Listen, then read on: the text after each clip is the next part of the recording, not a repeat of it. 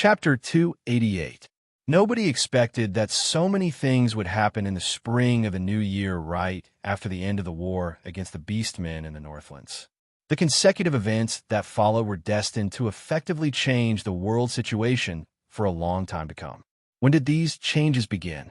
Was it when undead Emperor Aso suddenly descended and sacrificed everything so that the undead could invade without obstruction? Was it when Amelia accidentally arrived at Port Victoria and accidentally created the wood spirits? Or was it when Roland and Ale arrived and joined forces with the various gods to make a shocking declaration? Right now, it was impossible for anyone to predict such a distant future. The most important thing right now was that the 6 black pillars of light in the distance were giving off a soul-attracting light. When Aso used his life to open up a dimensional door to the other planes, countless undead silently walked out. The scariest undead calamity had arrived. Outside the dimensional door of light, pitch-black battle flags fluttered in the wind. Black-robed knights rode on skeleton warhorses, undead witches with bone staffs in their hands, skeleton mages in groups, and hundreds of liches floated into the dimensional door. The scale and ratio of these mages far surpassed that of an ordinary undead army. They weren't impatient at all. They simply focused on reorganizing the troops that had already arrived. I couldn't even see the borders of the undead. The elites of the 6 planes that had been accumulating for thousands of years were constantly arriving. New reinforcements were also arriving. Countless high-level undead that I recognized and didn't recognize entered. Many gigantic beasts were astonishingly powerful. Just their movements were enough to cause earthquakes. I don't think we can win, although we were definitely quite powerful. 2 airships with spirits and several dozen dragons, which was more than enough to conquer a small country. It was still impossible for us to win against such an endless stream of high-level undead. If only my red hunting hound were here, if only I could use infallible Definder, the result would definitely be, we still can't win. Look at how many liches there are. That's a fully organized army. No matter how powerful your red hunting hounds are, you're only a single army. You're facing an undead empire, not to mention the 6 kingdoms. Unless you bring out the Yonya army at its peak, you might have a chance. No, because there are too many factions within the Evernight army. The other party's degree of integration is much higher. Liches are as common as dogs, and epics are everywhere. We probably won't be able to win in the end. All right, then. As expected, the silly cat's retort had become an ingrained instinct. However, everyone present knew that she was right. Their opponent was far more powerful than they had expected.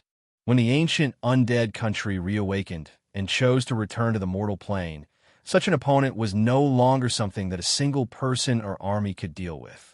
Their opponent would definitely be the entire world. But I'm staring. Why are you all looking at me? Don't you know that a true god's incarnation can only reach the semi-god level in the mortal plane? What can a demigod do here? Although he did not know why Ale would send his avatar here, the scroll at his waist was obviously not an ordinary item. Perhaps it could change the outcome of the battle. Furthermore, demigod? A demigod could defeat the great divine power Lady Storm in one blow? Who are you trying to fool? Well, although no one dared to say this out loud, the expressions of the people who came with him were clearly expressing their suspicions on their faces, and it was obvious that they were expressing it. Cough. This is a basic rule of the mortal plane. I have to obey it as well. Rather than saying that little angel was defeated by me, it's more accurate to say that I scared her away. It was already quite nice of him to be willing to explain himself. What else could I say? However, in my eyes, AL's expression seemed rather off the moment he arrived here. He looked at the place where Aso had disappeared, where the undead emperor's skull was still lying. Ale had a complex expression. He seemed to be reminiscing about something, but he also seemed to be hesitating about something. In the end, he sighed helplessly and didn't do anything. If it was anyone else, they would probably think that he was worried about the undead calamity. However, since I had just obtained Aso's memories, I knew that the Black Will's first knowledge of undead magic came in a mysterious manner. According to the legends, it was either a demon or a certain true god. If it was the latter, then only Ale would be able to do such a thing. I still wanted to say something, but Ale seemed to have seen through everything. He only shook his head slightly and then lightly clapped his hands. And then, we were now in a familiar forest surrounded by towering trees. In just an instant, Ale teleported us back to the Forest of Dreams. There is only the sound of the wind rustling the leaves and the sound of a small stream flowing nearby. However, the undead outside the forest and the noise in the distance seemed to be in a completely different world. Take this. I took well tossed to me. It was half a skull. This was the only thing that Aso had left behind. Since he gave his inheritance to you, you should deal with this as well. You should take care of this as well. It should be at least a semi-god equipment. Based on that brat's personality, he doesn't like to be left alone. He's most afraid of being forgotten by others. Let's have him leave his reputation behind in another way. At this point, it was likely that everyone knew that the death god before us was somehow related to the undead. El didn't intend to hide anything as he spoke slowly. Actually, Roland, I knew that he would definitely choose you. After all, your personality is far too similar to his. Don't be in a hurry to refute me. My words are based on evidence. Both of you are normally quite casual. Whenever something important is touched on, or if you're forced to your limits, you'll instantly go insane. Both of you are exactly the same. Let me ask you something. If you were in a situation, would you choose to be as crazy as him and make the same choice? Of course I wouldn't, right? All right then. I had to admit that if I was in a situation, I would probably go even crazier.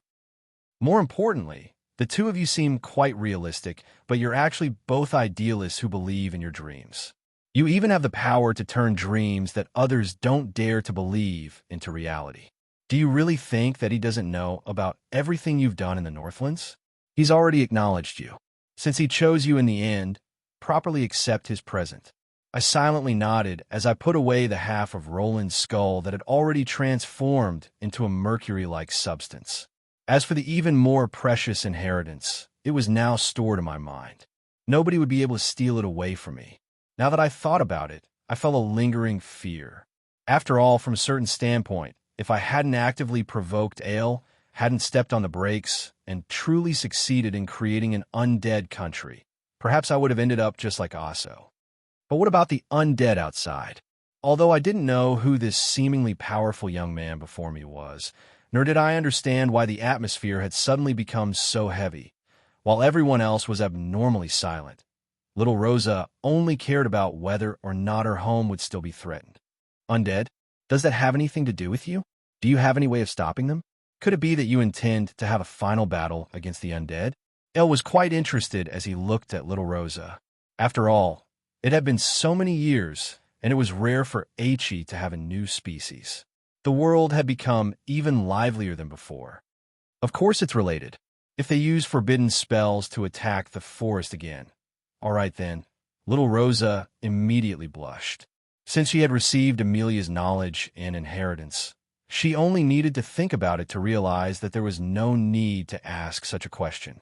Due to the lack of elemental tide, the undead emperors wouldn't be able to descend for quite some time if they didn't want to repeat Aso's mistake. And in the current undead army, even if there were top-level mages capable of casting forbidden spells, they wouldn't be able to threaten the Forest of Dreams as long as they weren't at Aso's level. And the most important thing was the undead no longer have any need to attack the Forest of Dreams. That's right, there was no longer any need for the undead to continue fighting. Previously, the undead army had wanted to conquer the Forest of Dreams no matter what in order to get rid of this stone that was blocking the connection to the mortal plane. This would open up the connection to the desecration plane and allow the undead army to successfully descend. But now, not only the desecration plane, even the 6 other undead planes have been connected to each other. The undead would still be able to invade the Forest of Dreams without any obstructions. Why did the undead still insist on conquering the Forest of Dreams? This would result in huge losses and no benefits at all. Obviously, it wasn't a wise decision. If I was the undead commander, for example, I would simply ignore this metal turtle that was covered in thorns and focus on my next strategic goal. Wasn't this just a port that had become a dead port? The Bardi Empire had such a vast territory, and there were so many regions for the undead to choose from. They could completely ignore this port. At this point, I could more or less understand the undead strategic goal now that I had obtained some of Asso's memories. They simply wanted to regain their glory and rebuild the Tark Republic. However, a country with only the dead wouldn't be enough. A country without new blood would rapidly decay even if it didn't have any external enemies. Casolan's tears? Could it be that the technology for transforming living humans into intelligent undead is still around? Then the accumulated poison is the catalyst for the medicine? Damn it, whenever Asso's memories were related to the undead's plans, they would become incomplete or even blank. Senior, you've truly considered everything. But since there was no ready answer, it wasn't difficult to guess the undead's next goal. It was likely that the undead emperors had already viewed the Bardi Empire's citizens as their future citizens. They only had one goal: to create a new system that would allow the ancient Tark Republic to return to the stage of history. This would allow their citizens to enjoy the same rights as other species. And once this was achieved, it would be possible for them to take revenge on the elves and dragons, or even directly attack the gods. Unlike Shiloah, which was relatively loose and didn't have any internal conflicts, the Tark Republic was much more united and strict. The undead's chances of victory wouldn't be low. In that case, since the Bardi Empire would be fighting over living space and resources, it would be necessary for them to have conflicts with the neighboring countries. This would be a fundamental conflict of interests, so it would be impossible to avoid it. But right now, I still couldn't figure out how to make the Bardi Empire's major nobles and feudal nobles give up resisting and obediently transform into the undead. In the end, war and internal conflicts would be inevitable. Suddenly, I understood why my 2 Dragons Fight quest had become 3 Snakes Slaughter quest. When only the Bardi Empire and the Mage Country were fighting against each other, it would naturally be 2 Dragons quest. But now that the Undead Republic was added into the mix, it would naturally become 3 Snakes quest. We would also need to make our own choices and work hard. After thinking about it for a while, my final conclusion was the same as before. Although I sympathized with the Undead Republic, they had now become invaders of the mortal plane. It would be impossible to help them, and the ultimate goal they were working hard for would definitely cause the gods to feel anxious and afraid. This was a path that had already been proven by history to be doomed to failure. How could I possibly walk down that path again? But it was also quite unsettling to passively wait for the undead to make a decision. Roland, do you still remember the report you gave me? I discussed it with everyone and felt that it was feasible. Don't you think that this is a perfect opportunity to experiment? As long as the plan goes smoothly, the wood spirits will at least be safe for a while. Just because of their current location, it seems that they're destined to face a long period of war. You shouldn't interfere too much and affect the wood spirit's future potential. Even I was astonished when I mentioned my plan. That plan had far too many implications. It would affect the benefits of countless people and even the true gods. At the time, I had only mentioned it as a joke. I never expected that Ale and the others would actually be so courageous. Then, what should we do? Ale's incarnation smiled and didn't reply. Instead, he lightly tore open the first scroll in his hand. The signature on the back belonged to the god of fate. Sign here, and then read after me. We declare, Chapter 289. I am the death god Ale, the overseer of the cycle of reincarnation and the protector of order. Now that the holy war has begun, I declare that we shall declare war against the Chaos faction and all invaders from other dimensions. This simple declaration astonished all living beings. No, not only ordinary people, even the true gods and demons were astonished by this ancient god's sudden declaration in such a calm tone. Perhaps this was just a simple declaration of war, but the underlying meaning and political implications it represented made everyone ponder deeply. A declaration of war? Why was there a declaration of war? Hadn't all the previous holy wars been started in such a muddled manner? Why was it the death god Ale who declared war? Based on the current situation of the Order faction, even if a declaration of war was necessary, it should have been the god of holy light, the pillar of the Order faction. The other main gods hadn't even said anything yet. Why was it Ale, who had always stayed out of so many holy wars, suddenly speaking up? Just what was he intending to do? Wasn't he worried that the god of holy light would be displeased?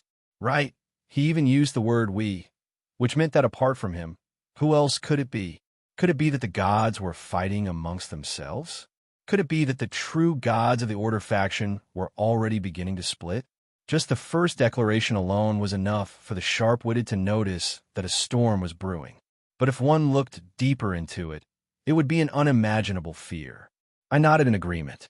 This was what I had expected as well. War without declaration? Fight without being defeated? Get along on the surface, but secretly go about their own business? That's right.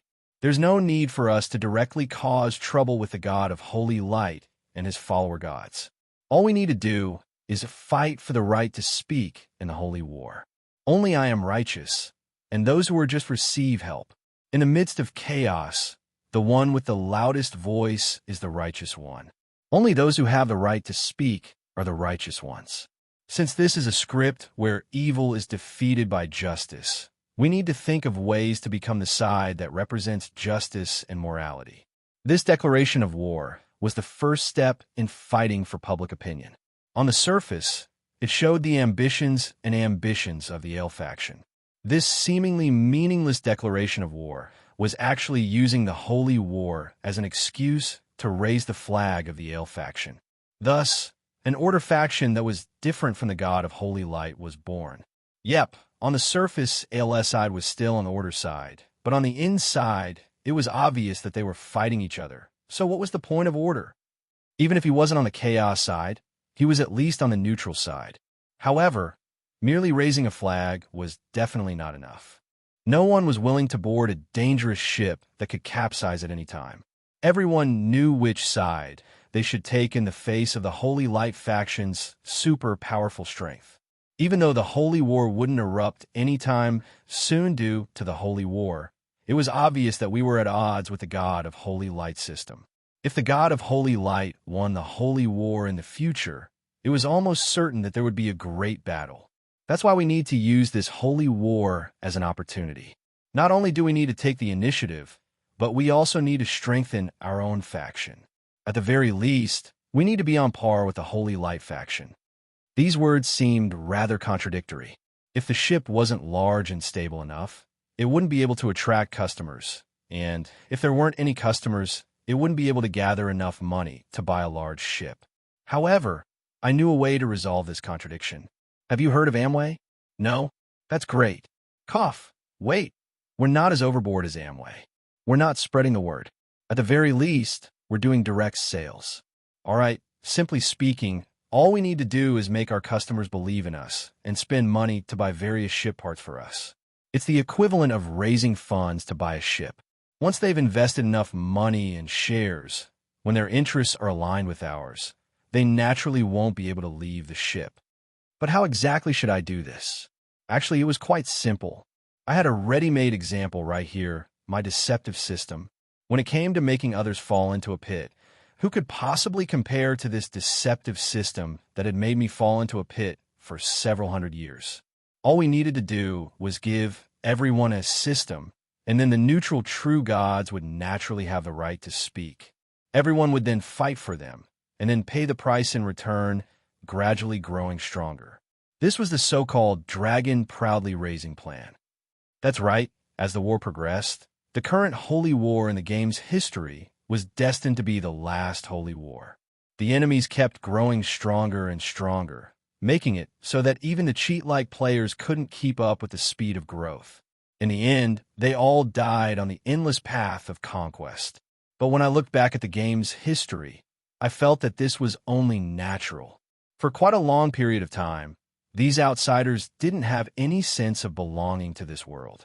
Everything they did was based on their own interests. Perhaps today they would fight for the glory of Order, but tomorrow they would betray their faction for the sake of some powerful demon who promised them a beautiful myth-ranked sword. There were even more who transformed themselves into demons and undead. A blade without conviction is meaningless. Power without guidance will only harm oneself. Meanwhile, the original residents were completely different. They had their own people and their own homes, so they had a firm stance. However, their birth determined their stance. They were too deeply involved, and it would be difficult for them to break free. They were restricted by their country and species. Just the various internal wars had lasted for an unknown amount of time, and countless talents and resources had been lost. By the time they learned who their true enemies were, it was already too late.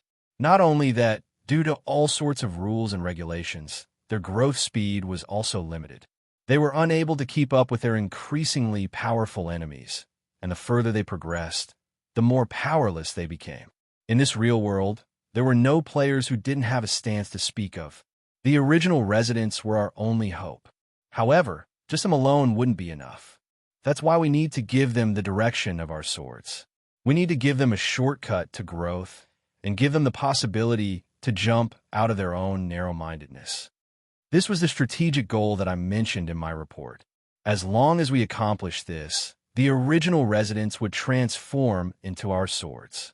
Even if we didn't count the power of true gods that their devout faith would transform into, the power we possessed would naturally continue to grow.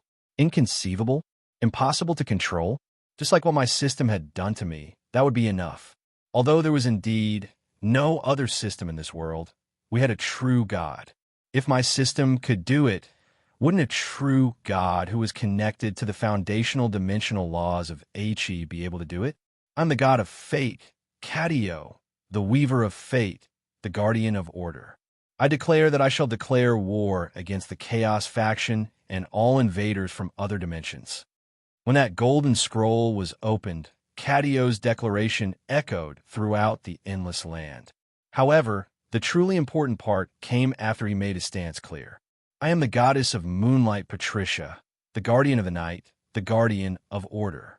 I declare that I shall declare war against the Chaos faction and all invaders from other dimensions.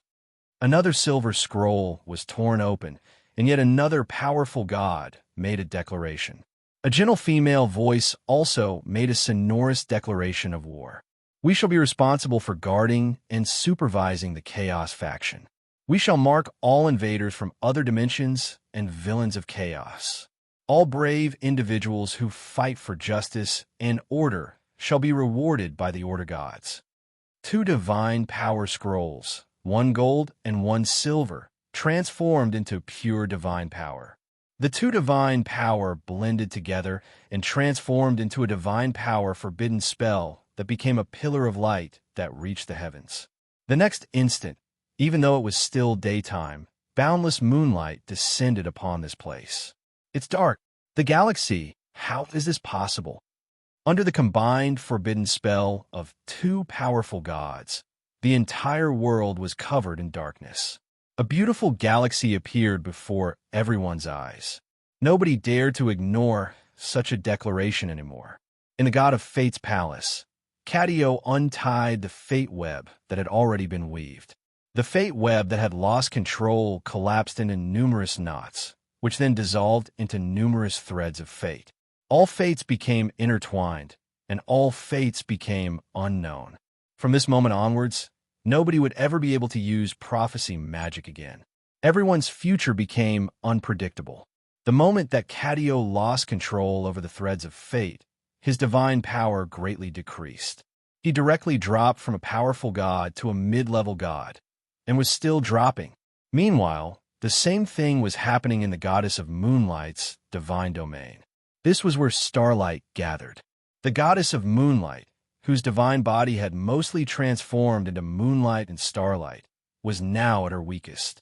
In just a short moment, she also became a mid-level god.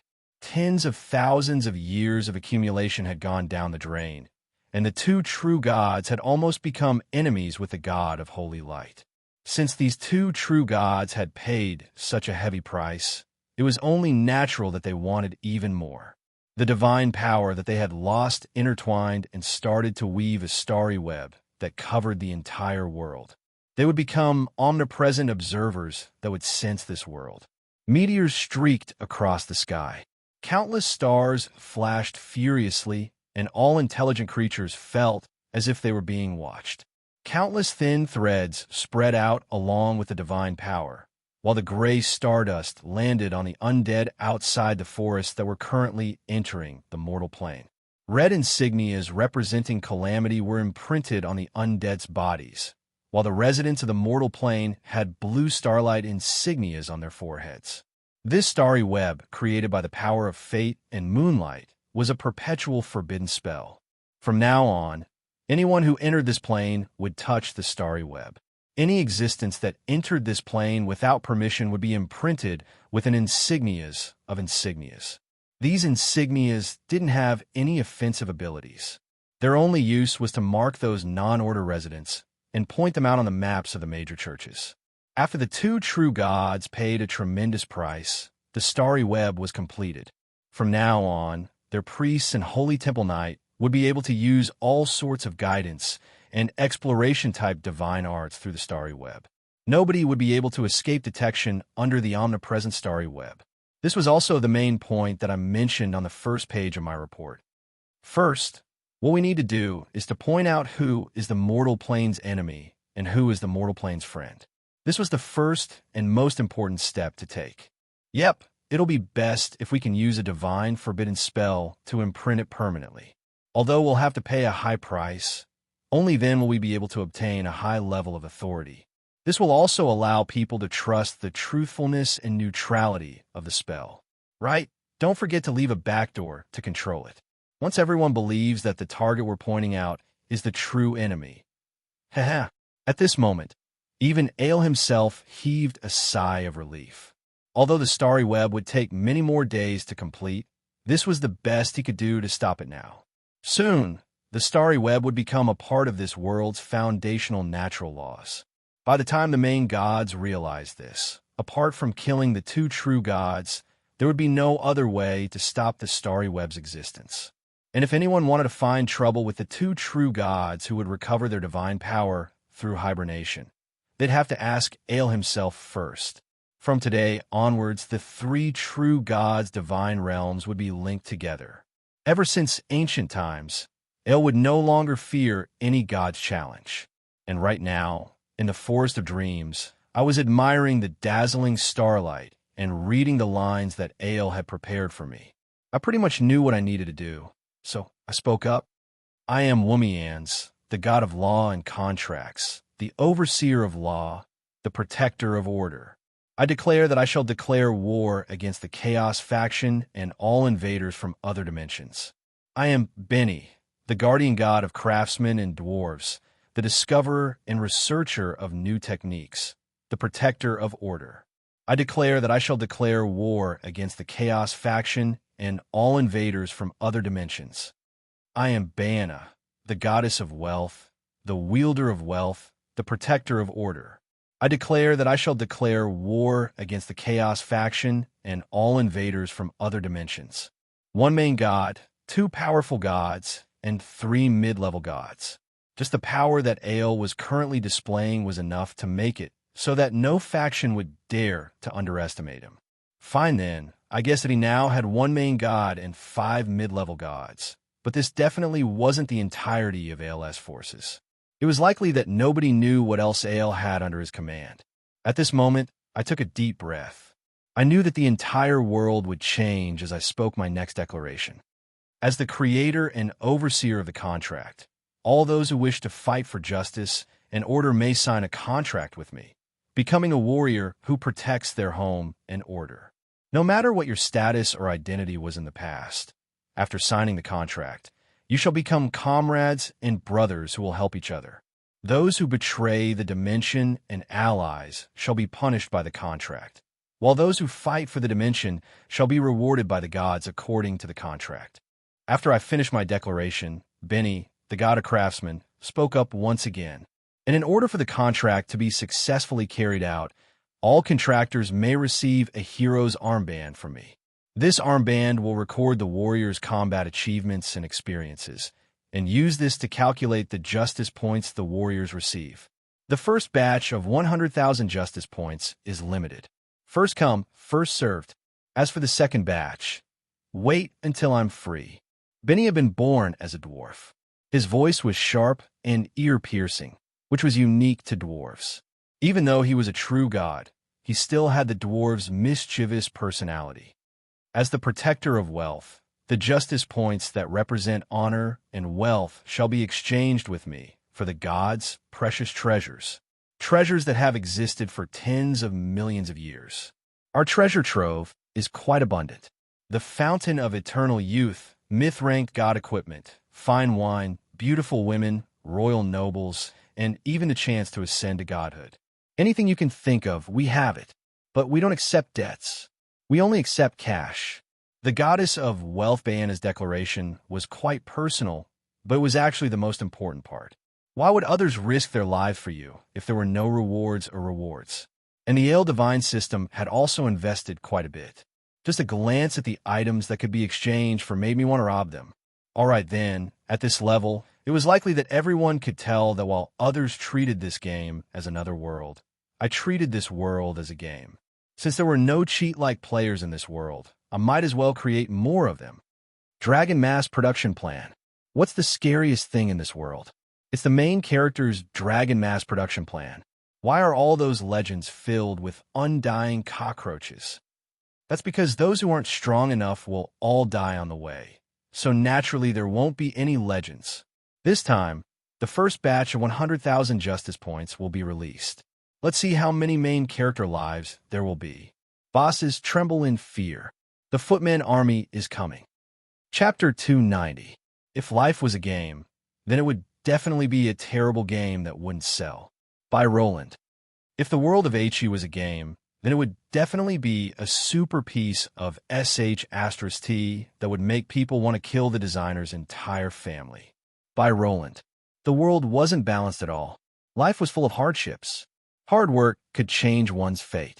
Such a convenient life only existed in knights' novels or chicken soup for the soul.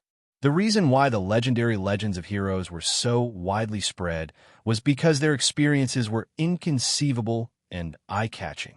They were the result of countless coincidences and miraculous encounters. As for the chicken soup for the soul's saying, only those who love to work hard will win. Theoretically speaking, it wasn't wrong. You wouldn't win if you didn't work hard.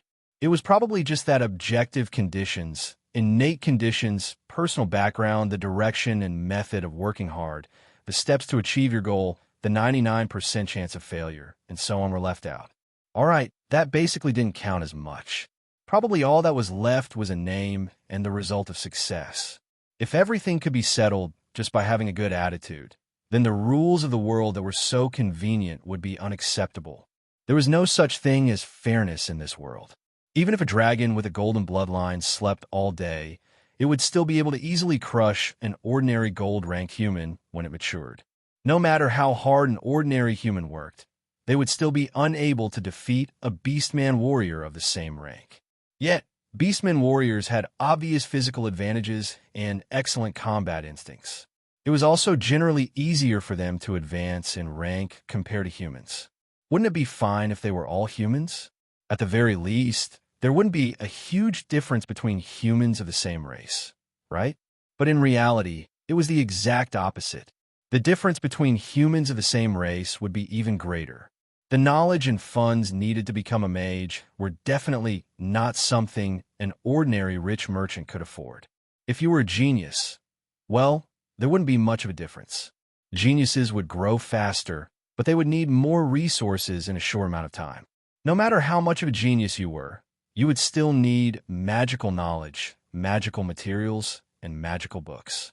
Archmages didn't even have enough for themselves. Even if they had leftovers, they would give them to their family and friends. Why would they give them to an outsider like you? Genius?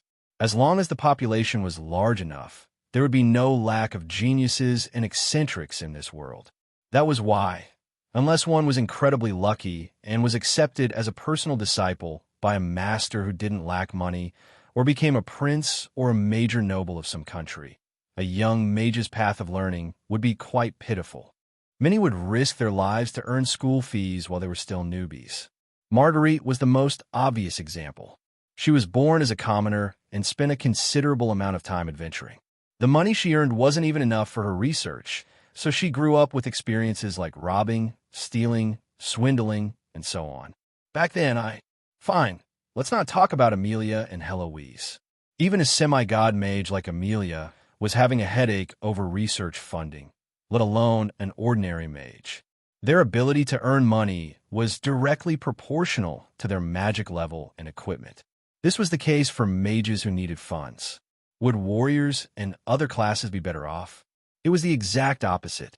Classes that required physical training would have even higher requirements for birth. A person's best growth period was only a few years, 9 to 16 years old. If they missed out on this golden period and didn't have a solid foundation, then they would never be able to advance in power level in this lifetime. The poor were scholars, while the rich were martial artists. Large amounts of physical activity would require sufficient nutrition. If one wanted to improve quickly, they would need nourishment as well. One could even use precious medicinal ingredients to break through bottlenecks. However, these weren't things that commoners could afford. Although warriors and other job classes were the most common, the success rate of these job classes was actually the lowest. Most people would never be able to advance in power level in their entire lives. In this world where power represented status, even basic sword techniques weren't something commoners could come into contact with. It was even easier for one to reach a bottleneck when practicing sword techniques. If one wasn't careful, it would be troublesome if one took the wrong path. Famous families and nobles all had their own sword techniques to pass down. In the legends of heroes, there would also be many miraculous encounters, such as finding a white-bearded old sword saint in a ring, or suddenly being recognized by a certain principle. This wasn't something that only existed in this world. If Adam hadn't met Rollo back in the day, no matter how talented he was or how hard he worked at practicing his sword, he would at most be a city guard who would take an arrow to the knee. Although it was cruel, this was the truth. This was also why Roland said that this world was definitely a terrible game. The other job classes were about the same. The slightly better job classes were probably the divine job classes. What they valued the most was dedication and loyalty, as well as whether or not one had a good understanding of the true gods and their teachings. Priests would typically have to serve the church from a young age. It would be impossible for them to leave the church for the rest of their lives. They would be loyal servants of the true gods until they died. The requirements to become a holy knight were quite low. It was just that the requirements to become a holy knight were slightly higher. Their training and supplies would all be quite systematic. However, in the future, I won't repeat myself. Being a holy knight was already pitiful enough, so there was no need to rub salt into their wounds. There was another job class that also had a very low requirement to become a holy knight. This job class would also include a job class. That was the job class, Drool. Yep, the child of ambition who wore animal skins. The Wild Bull faction didn't even use animal skins and wielded a wooden staff. The Drool couldn't use metal weapons, would welcome you. In the future, you wouldn't even need to use money. It was just that sometimes your work would be rather dangerous, and it would be quite easy for you to be placed on the wanted list. However, if you slept in the wilderness every day, you wouldn't need to worry about paying your mortgage. You also had animal companions and shape-shifting magic, so you wouldn't even need to worry about paying for your car. All in all, there was a job class that would save you a lot of money. Everyone should have already guessed it. With the Tark Republic as the proof, that job class would be undead mages. As long as you had the most basic teaching materials, along with free experimental equipment, you could even become a self-taught genius. There would be no upper limit to how powerful you could become, and there would even be additional benefits, such as transforming into an undead lich. Apart from the fact that you would be hunted down by the Holy Church, and that you would become more and more inhumane if you went astray in your cultivation, there were basically no downsides to this job class. It seemed that I'd gotten off topic. Let's get back to the main topic. At this point, everyone should understand that nothing would be easy. Everyone loved to read legendary stories, and they all hoped to become the main character of a legendary story. They would have endless miraculous encounters, and their power level would constantly increase as they adventured. However, the problem was that there were extremely few main characters with such a life, while the vast majority of people would be mediocre for their entire lives. Only then would a story be truly attractive. Who wouldn't want a divine weapon? Who wouldn't want outstanding sword techniques? Who wouldn't want precious magical knowledge? That was why it was called a miraculous encounter, which was why everyone loved it so much. Perhaps some people would be willing to be mediocre in the end, because their talent and hard work would only allow them to reach that level. However, some people would be stuck in mediocrity because they were lacking something. Would they regret missing out on a once-in-a-lifetime opportunity? Would they be unwilling to spend the rest of their lives alone? Would they like to go one step further? That's possible, as long as you successfully sign a contract with the God of Contracts and become a hero who fights for the mortal plane. I could already imagine what those people who were unwilling to waste their entire lives would do when the exchange list appeared on every major city's bulletin board. Those who still had great ambitions and ambitions would do.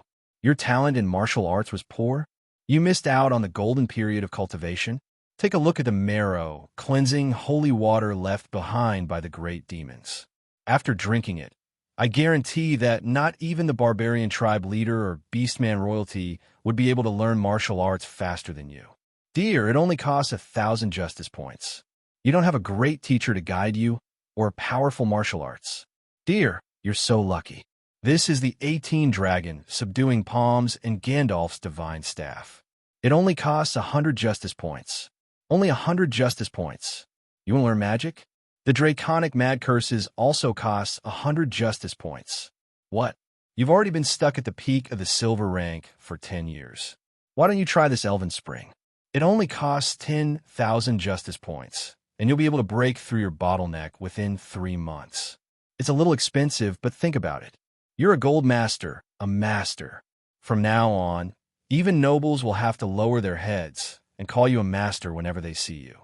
You'll feel that your life has been worth it. You're already a legend? You don't have any other needs? Dear, a legend sword saint with a superior weapon, and you call that not having any needs? Here's the sun god's bow, the fist of Zeus, and the chaos twin blades. They're all epic equipment. What? Never heard of them? Of course I've never heard of them. These are just custom-made. There are 13 different models of the sun god's bow. The better, the more expensive, the better. Look, this is the legendary level Apollo 13. It can really shoot down the sun. What? I don't like it at all. You want a god equipment? No problem. Find the god of craftsman Benny and have it custom made. If you want a halberd, make a halberd, and if you want a short stick, make a short stick. Semi-god equipment costs 100,000 justice points each. Legendary level equipment costs 10,000 each, and superior equipment costs 100. That's cheap. You insist on a god equipment? That's fine too. Bring me a god equipment material. If you kill a semi-god undead emperor, you should be able to obtain 1 or 2 god equipment. Bring it over, and we'll help you refine it for free. If it's not a god equipment, we'll compensate you instead. I can't beat you? Then there's no helping it. How about you leave the 2 million justice points with me for now? I'll see if there are any bosses willing to sell it to me. Anyone passing by, come take a look. A semi-god equipment replica of the Lich King's sword only costs 100,000 justice points. It also comes with a set of ice armor and an evil ice cape. I guarantee that you'll look even more like an evil boss than the Lich King. A 100-year companion contract with an adult dragon only costs 99,000 justice points. That's even cheaper than a semi-god equipment. What? You're asking what this is? Do you know about the Dragon Knight? Just take this and you'll know. Even if you're a semi-god, there's something here that you want. You've already seen god equipment, inheritances, and so on. And if you, a semi-god, want to become a true god, you'll need a divine concept and a divine concept. The only way to obtain these things is to slay a god. Are you certain that you'll be able to accomplish this? However, we have a divine concept left behind by Rose here, as well as several divine concepts under ALS system. Would you like to try? If you don't want to become a god, there are also research notes left behind by powerful semi-gods and dimensional lords. Those are the most foundational secrets. I'm sorry, these things won't be sold no matter how many justice points you have. You'll first have to prove your worth and loyalty before we'll consider it. Of course, having a sufficient number of justice points is also a part of the consideration. How about you maintain your position as the #1 justice point god for a year? Only the god's treasure troves would have more treasures than the dragon's nest. This time, Ale and his companions were going all out. Looking at the dazzling list of treasures, there were all sorts of wondrous treasures that had long since gone extinct in the world of He. Perhaps even semi-gods would voluntarily serve them. Of course, the true gods will also receive a lot of rewards for this. It will be very complicated to explain, but I am afraid that as long as this plan succeeds, at least 2 of our 5 mid-level divine powers will become main gods. This will be the biggest reward. News spread quite quickly. Since mercenaries were quite common in Ike, most ordinary warriors felt that this was nothing more than another long-term employment contract. The only difference was that the rewards were quite high, and the employer was a god. Ordinary warriors weren't sensitive enough to notice that there was something fishy going on between the true gods. So how could they possibly refuse such a miraculous encounter? The 100,000 armlets from the beta testing are gone in a single day. Would you like to replenish them? Don't replenish them on the surface. Replenish them by 10,000 in private, and sell them all on the black market. At least 10,000 gold coins for each armlet. Right, the public beta armlets are now accepting pre-orders. The pre-order fee starts at 1,000 gold coins, and we don't accept refunds. Chapter 291. When the sky above us returned to normal, along with the Milky Way and the night sky, that frightening declaration of the gods finally ended. Everyone heaved a sigh of relief. Let's not even talk about the effects of Air's declaration. Everyone present could sense that a storm was brewing. Apart from Harlois, who had some prior understanding, even I didn't expect Air to be so decisive and resolute in his actions. It was obvious that he was breaking ties with the Holy Light system just like that. Consequences? Relations with the Holy Light? What's the point of thinking so much? Do whatever you want. I'll support you. After saying this, ALS incarnation vanished without a trace. Sometimes, ALS' carefree attitude rendered others speechless. But I had to admit that he indeed had the power to not be afraid of the Holy Light faction turning against him. He was also quite insightful. Now was indeed the best time to make a decision. The undead army had arrived, and the dimensional invasion was unstoppable. It could be said that the Holy War had begun on all fronts. Taking the initiative to declare war and seize the limelight was doubtlessly the most important thing. Yep, since it was all for the limelight and attention, it wouldn't be wrong to say that it was for the headlines. Outside of our forest, the current situation hadn't changed at all. The undead armies of the 6 undead planes had already successfully landed on the continent, and the undead calamity had already taken shape. No matter why the undead had come here in the first place, it was obvious what they would do next. War. That's right, no matter whether or not their actions were justifiable, whether or not their actions were righteous in their own eyes, this was still a war of aggression, a major war that was destined to be filled with rivers of blood. The undead wanted to establish their own country, but there was no longer a country for them here. Time passed and everything changed. This was now part of the Bardi Empire's territory. Indeed, the people who returned from their homeland didn't have the right to return to their homeland. In that case, wouldn't the people who had lived here for thousands of years have the right to protect their own homes and territories? Oftentimes, wars didn't break out because of so-called justice or evil. It was simply because of the struggle for survival. A king could allow his subjects to cooperate with dangerous terrorists, but no matter what, he could not allow his subjects to abandon their homes. No, this kind of words could not even be said. The moment he said it, all of his subjects would see him as their mortal enemy. No matter how loyal his subjects were, they would raise the flag of rebellion. The Bardi citizens were willing to accept a small number of intelligent undead as upper-class nobles, but that didn't mean that they were willing to be ruled and enslaved by the undead. The mega-empires had their own pride. The Bardi citizens were incredibly prideful, and it was impossible for them to accept being enslaved by other species. I didn't know what Asso's original plan was, but by now, both sides had a fundamental conflict of interest. The conflict was already irreconcilable, and war had already broken out. I'm going back to the capital. I'm going to ask His Majesty Orlas for an explanation. After discussing a certain matter, Howlett was still worried about the situation in the capital, so he absolutely needed to go back and take a look first. He also had a large Dragon Knight squadron with him. In order to strengthen his resolve to fight Orlos to his heart's content, I even casually gave him a research report on Casolan's tears, as well as information on the undead's possible schemes, such as large-scale undead transformations. Of course, I also had some doubts about the Bardi Empire's upper echelon slow reactions and illogicality. I also gave some suggestions on how to mobilize the masses if the situation turned bad. Halent, Nitraine City, needs to make preparations for war as well. If the undead decide to directly attack Nitraine City after reorganizing themselves, you can consider contacting the Mage Country. Perhaps it'll be far more effective than asking for reinforcements from the capital. Right? Since the enemy is the undead, don't forget about the Holy Church. There's such excellent cannon fodder. Halent hesitated for a moment after hearing my words, but he didn't retort. It seemed that he had listened to me. Ever since the undead began their invasion, the Tark Republic, Bardi Empire, and Mage Country had become like three giant pythons tangled with each other, just as the system's quest, Three Snake Slaughter, had mentioned. They were like three giant pythons that revolved around each other, fighting for the right to live and the right to live. It was inevitable that there would be conflicts of interest between them. The Bardi Empire and the Mage Country were already enemies. Meanwhile, the Undead Country and the Living Country had fought countless battles over living space. It would seem that each of the three countries was hostile to the other two. The relationship between these three countries was far too familiar with each other's relationships. Stop them? Stop them with what?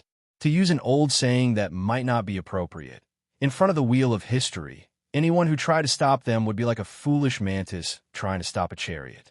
The previous battles at the front lines had been small in scale, so perhaps they were still manageable. But when two mega empires fully mobilized their forces, when the Tark Republic, which occupied 6 dimensions and had 12 sun-god undead emperors, individual strength, and even 1 or 2 armies would become meaningless. This was a battle between mega empires against mega empires. In front of these three behemoths, my little foundation in the Northlands wouldn't even count as a fraction of what they had. 4 ounces of strength would require at least 4 ounces of strength. Right now, we were nothing more than a pinky. They still wanted to mediate?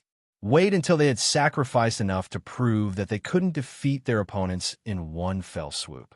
Or perhaps I could suppress the strength of these three factions and directly suppress them, forcing them to negotiate.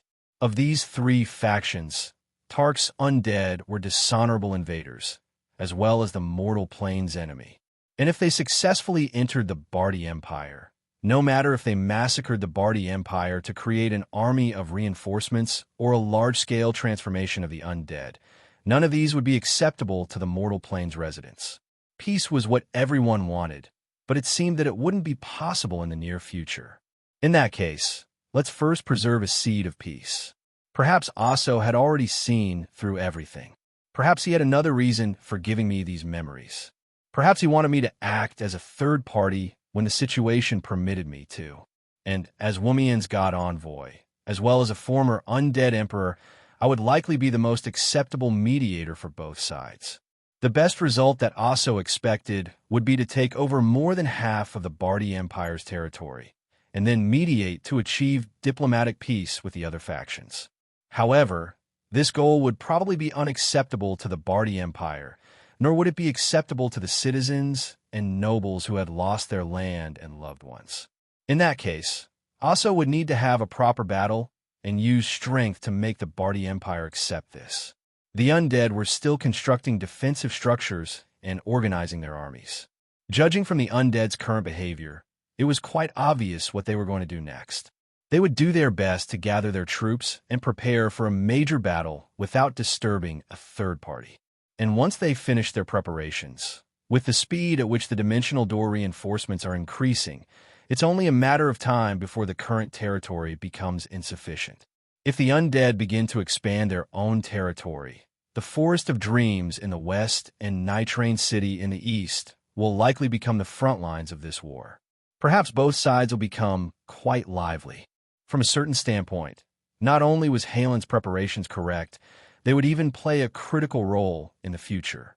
If the Bardi Empire prepared for a full-scale battle, Nitrain City would become the first line of defense against the undead's invasion. At that time, many contract warriors will probably join in on the fun. And on our side, the situation in the Forest of Dreams will change because of this. I doubted that the undead would have the courage to attack the Forest of Dreams at their current level. After all, even the undead emperors knew just how difficult it was to deal with a dimensional will. Surrounding the Forest of Dreams and not attacking was the best method. However, this didn't mean that the Forest of Dreams couldn't actively attack the undead. The Forest of Dreams wouldn't become a major problem for the undead empire. The undead would definitely transform the area around the dimensional door into their own defensive territory. Their only blind spot would probably be the Forest of Dreams, which was already an independent dimension. Not only that, the Forest of Dreams just happened to be an incredibly famous harbor. The side of the Forest of Dreams near the sea was an excellent harbor, and the Mage Country was on the other side of the sea. The Forest of Dreams would be the most natural front line. No matter if it was used to defend against the Bardi Empire or against possible undead attacks, the Mage Country would definitely send people here. Perhaps 2 long-term sea routes would even appear for adventurers who didn't belong to any faction in order to prevent them from coming and going. The Mage Country will definitely come. Perhaps they'll even bring several armies. And with such an absolutely safe base, it'll definitely attract many future point hunters. No matter if it was the Wood Spirit's birthplace or the Holy War's frontline, this place would soon become prosperous due to the influx of people. Perhaps it would even become one of the most prosperous cities in the entire world due to the war between the living and the undead. But as the front line where the living and the undead fought, this place would definitely be filled with battles as well. It seemed that the Wood Spirits were destined to grow in battle. And speaking of the Holy War, my original target wasn't the undead that would suddenly descend. After all, even Ale himself wouldn't be able to predict the undead's arrival in time. My original target was the various elemental life forms that would awaken together with the elemental gods. The elemental life forms weren't particularly strong and would be suitable for training and novice adventurers. Eliminating them would also help to prevent the elemental tide from increasing, which would obviously be a good thing for the Holy War. Most importantly, the weaker or novice monsters would strengthen the connection between the novice and ALS faction, establishing a basic level of trust. The closed beta, adventurers who succeeded in obtaining rewards would become legends in the eyes of other adventurers, which would attract more novice adventurers and gradually expand the Footmen faction. The elemental life forms' bodies could even be used as materials to create magical items, which would help to recover the cost. That was why I strongly recommended the elemental life forms to be our primary targets in my report. But now that the undead had voluntarily entered our territory, it would be impossible to not count them in. Still, both Nitrain City and the Forest of Dreams had solid defenses. If we couldn't defeat the undead, we could always run. We would at least remember our losses. There probably wouldn't be any pitiful situation where novice adventurers met a final boss and died on the spot. The other major battlefield that had already been opened up was our old acquaintance, the Oro Empire's capital, Kajisi.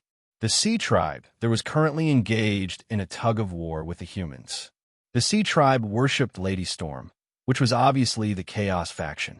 This was a perfect example of how to fight in a real battle. Of course, when considering the Sea Tribe's combat strength in the water, it didn't seem to be any easier than the undead's defense line. Not having enough combat strength would basically be the same as committing suicide. I had previously mentioned this to Heloise, and she was more open-minded about it than I was. Danger? Only with high risk would there be high rewards. Otherwise, how could we possibly obtain the God's blessing? Besides, we're not babysitters. The warriors who dare to sign contracts with us are all adults who can take responsibility for themselves. You might think that our current enemies are dangerous, but won't our future enemies be even more dangerous? True warriors only need to kill their way out of a mountain of corpses and a sea of blood. Since we've already decided on an elimination system where we'll keep the strong and eliminate the weak, why are you hesitating? That's right. Since we're already fighting on the front lines for the god's blessing, it's not like we're commoners who haven't seen blood before. How could we possibly not be mentally prepared for this? From a certain standpoint, I had indeed underestimated the residents of this dimension. The environment here was different from the one in my previous world. Warriors who were adventurers had long since become different from commoners. Professional warriors who danced on the edge of a knife for a living would never rush onto the battlefield without any preparations. Reckless people who rushed into battle without even evaluating the enemy's strength would have long since died on the way. Rather than thinking about such things, it would be better to think about how to deal with this war between the three countries, which was bound to involve a tremendous amount of trouble. But it obviously wasn't my style to do nothing at all. Samantha, it seems that your mother will need to sleep for a while longer. However, there are still some things that you can do. Temperance, Samantha was a wood spirit with bright red hair. She was the current leader of the wood spirits, as well as the oldest sister of the seven virtues. However, the strange thing was that even though she was the incarnation of a rose that represented passion, she always had a cold expression and didn't speak much. Samantha was also of the rose genus like Rosa, and her appearance was extremely similar to Rose's. It was as if they were identical twins. And for a long period of time, both of them had lived together with Amelia, so they had a deeper understanding of me. However, unlike Rosa, who was friendly yet timid, Samantha seemed to have a lot of opinions about me. Her expressionless face was considered good, while her scowl was normal. Speak. It's likely that you'll meet many visitors here soon. Most of their targets will be the undead. I hope that you can do three things. First, do your best to ensure that the visitors survive. Second, provide them with resources that attract them, such as fruits of the thick earth that can increase one's physique. Yep, you can exchange them for justice points or large amounts of gold coins, but make sure to limit the amount. Third, strengthen your communication with other species so that you can integrate into this world as quickly as possible. When it came to wealth, very few existences could compare to the dimensional ruler. This was just like how a small business couldn't compare to a bank. The former earned money, while the latter printed money. And the dimensional ruler was the one who printed money. Special fruits that could increase basic stats such as strength, agility, and constitution, as well as nectar that could recover stamina and mana, and antidote grass that could cure poison. I had already seen such miraculous items before. Perhaps there were alchemy substitutes for the latter two, but items like these that could completely change a person's basic stats and talent were incredibly precious. Just these local specialties alone would cause countless powerful individuals to risk their lives for the wood spirits. Of course, this wasn't completely limitless. Fruits that could permanently increase basic stats would require a large amount of resources from the forest in order to be produced. There was a limited number of such fruits, and Amelia's Forest of Dreams was only limited to fruits and plants. She could only buff or weaken the creatures that consumed the fruits. As the Holy War continued, it was likely that justice points would become even more valuable than gold coins.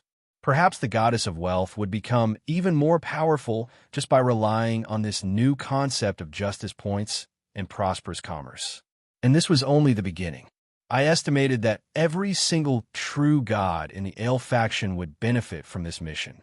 At the very least, I knew that every contract and every fair exchange would make the concept of contracts and the guardian god of contracts, Wumians, become even more powerful.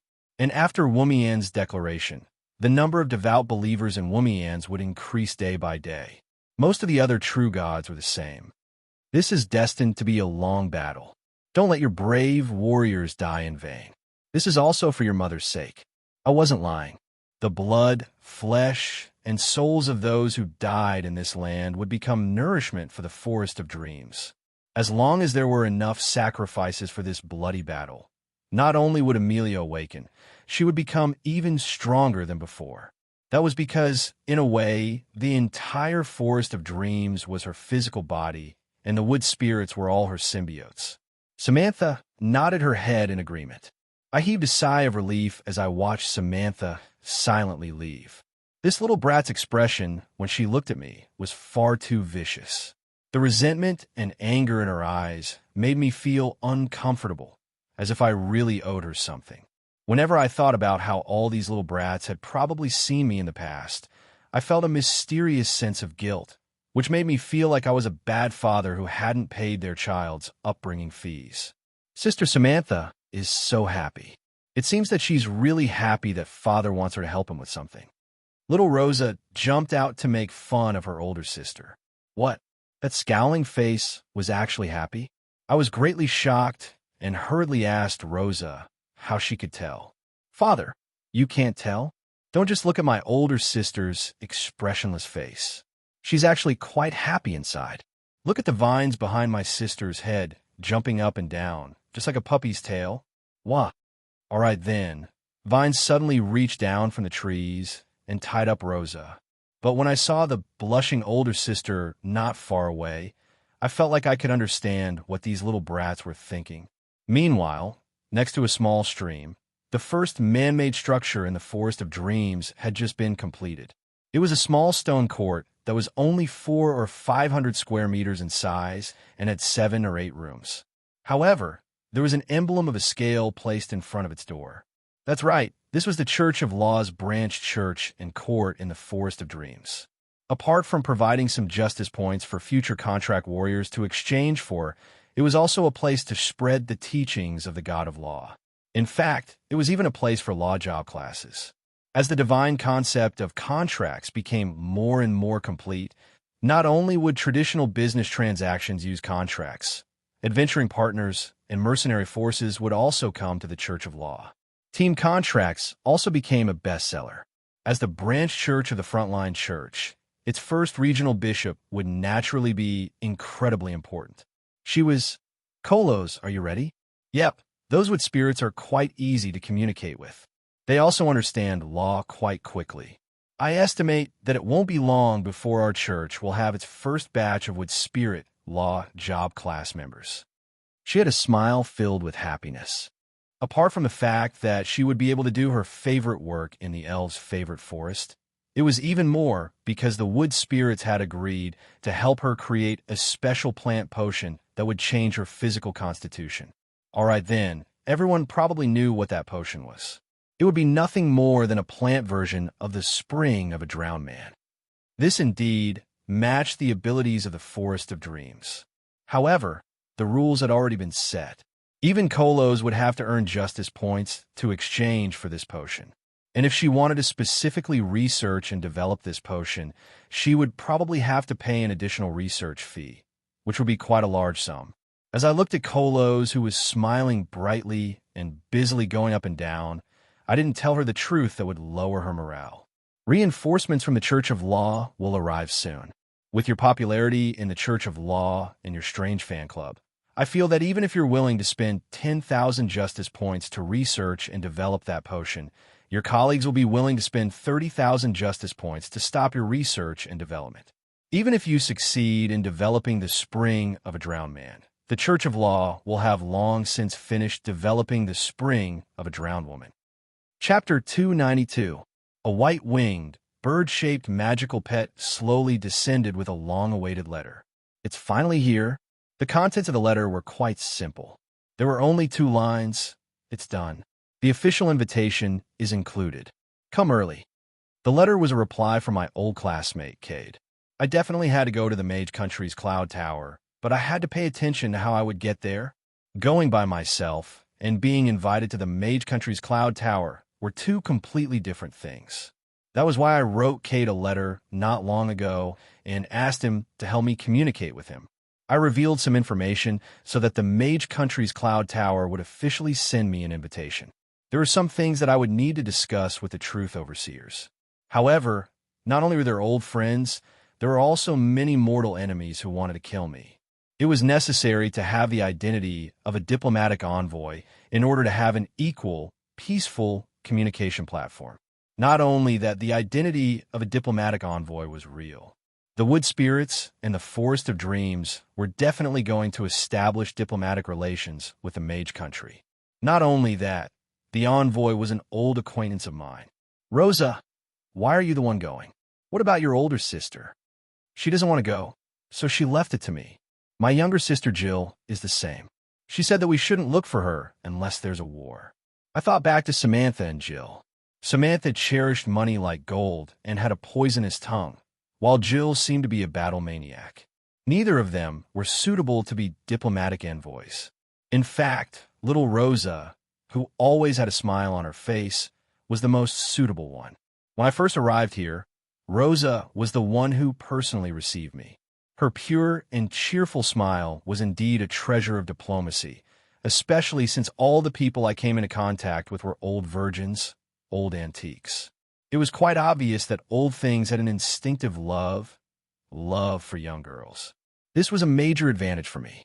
I could already imagine what sort of commotion Rosa and the Wood Spirit would cause when they appeared on the streets of the Cloud Tower. Rosa's cute appearance, as well as the fact that an elder would have a preference for younger girls, was a normal aesthetic concept for any intelligent species. Not only that, their birth would easily win the favor of the mages, Amelia's daughters. No matter if the Wood Spirits were the creations of the famous Archmage Amelia of the Cloud Tower, in every sense of the word, or if they were simply the first intelligent species to be created by a mage in history, the Wood Spirits would always be loved and adored by the mages.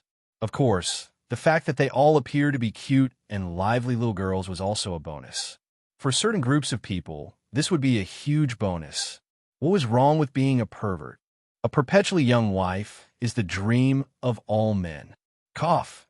Even if we ignored all these emotional factors and only considered national benefits, the mage country would not only want to establish diplomatic relations with the Wood Spirits, they would even want to form an alliance with them.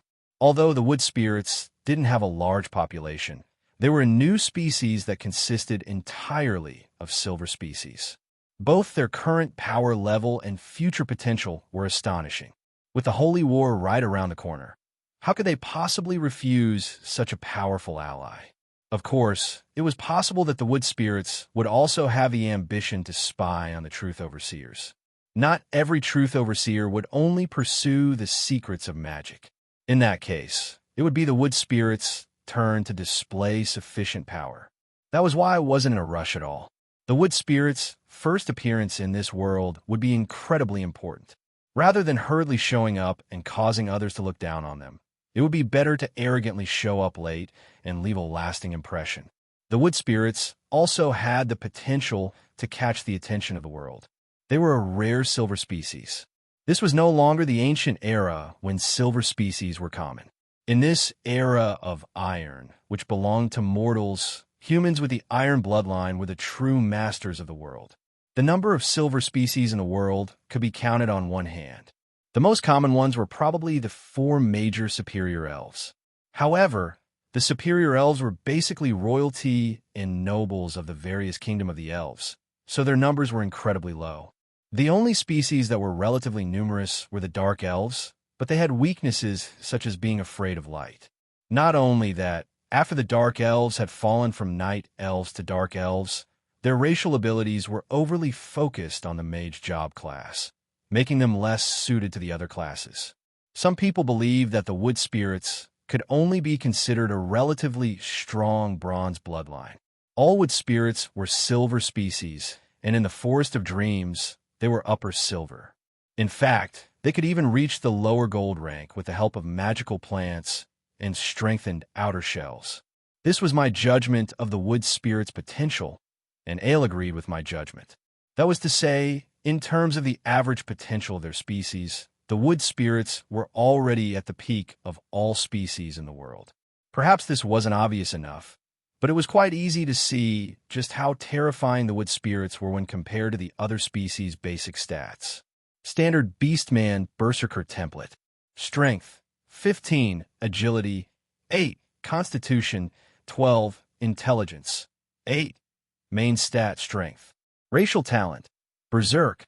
Only Beastmen, a powerful combat species, could obtain the evaluation of a bronze species. Their racial talents were also overly focused on strength. More than 90% of Beastmen could only choose melee combat job classes. Standard Human Warrior template. Strength, 12. Agility, 8. constitution, 10, intelligence, 10. Main stat, strength.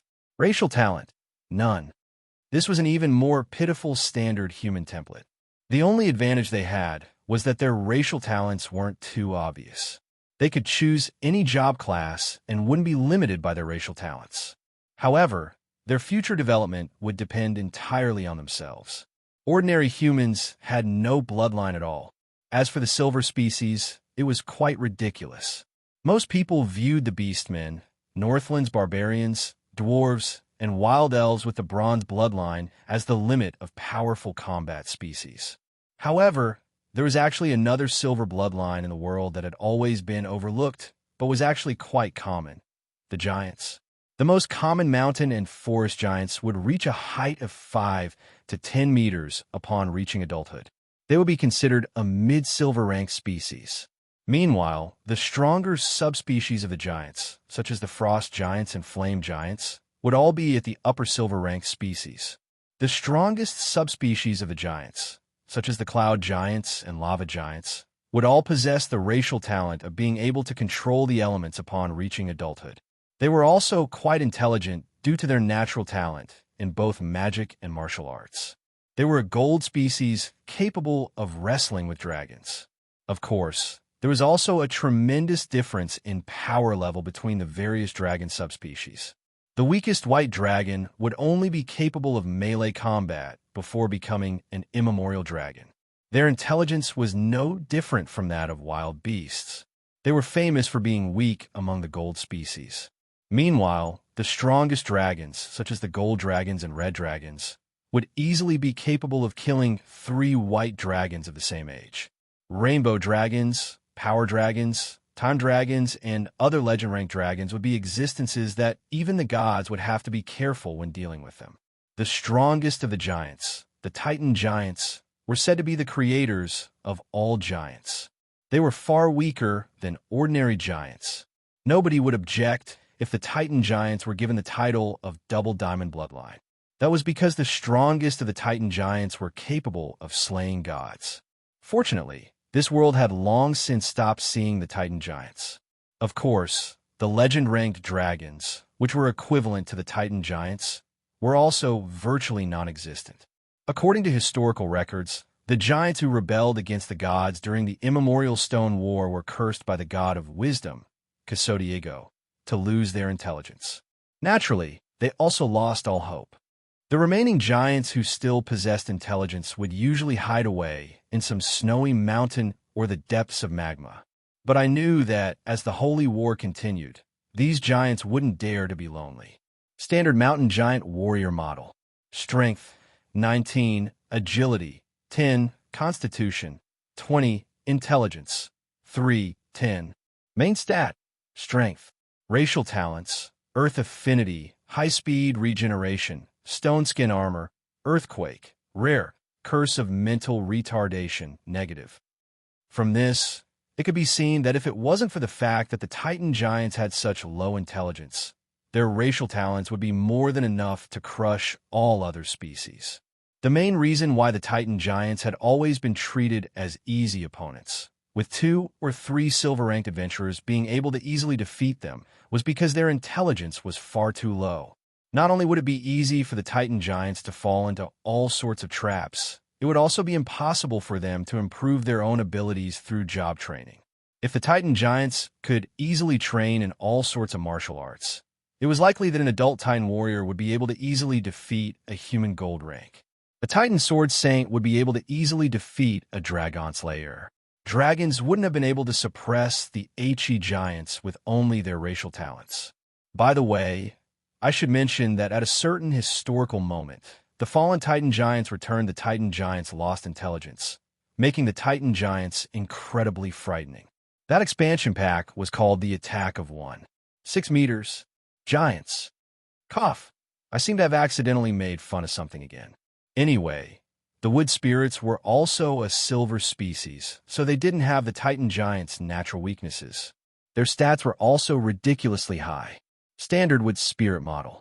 Strength, 16. Agility, 14. Constitution, 12. Intelligence, 14.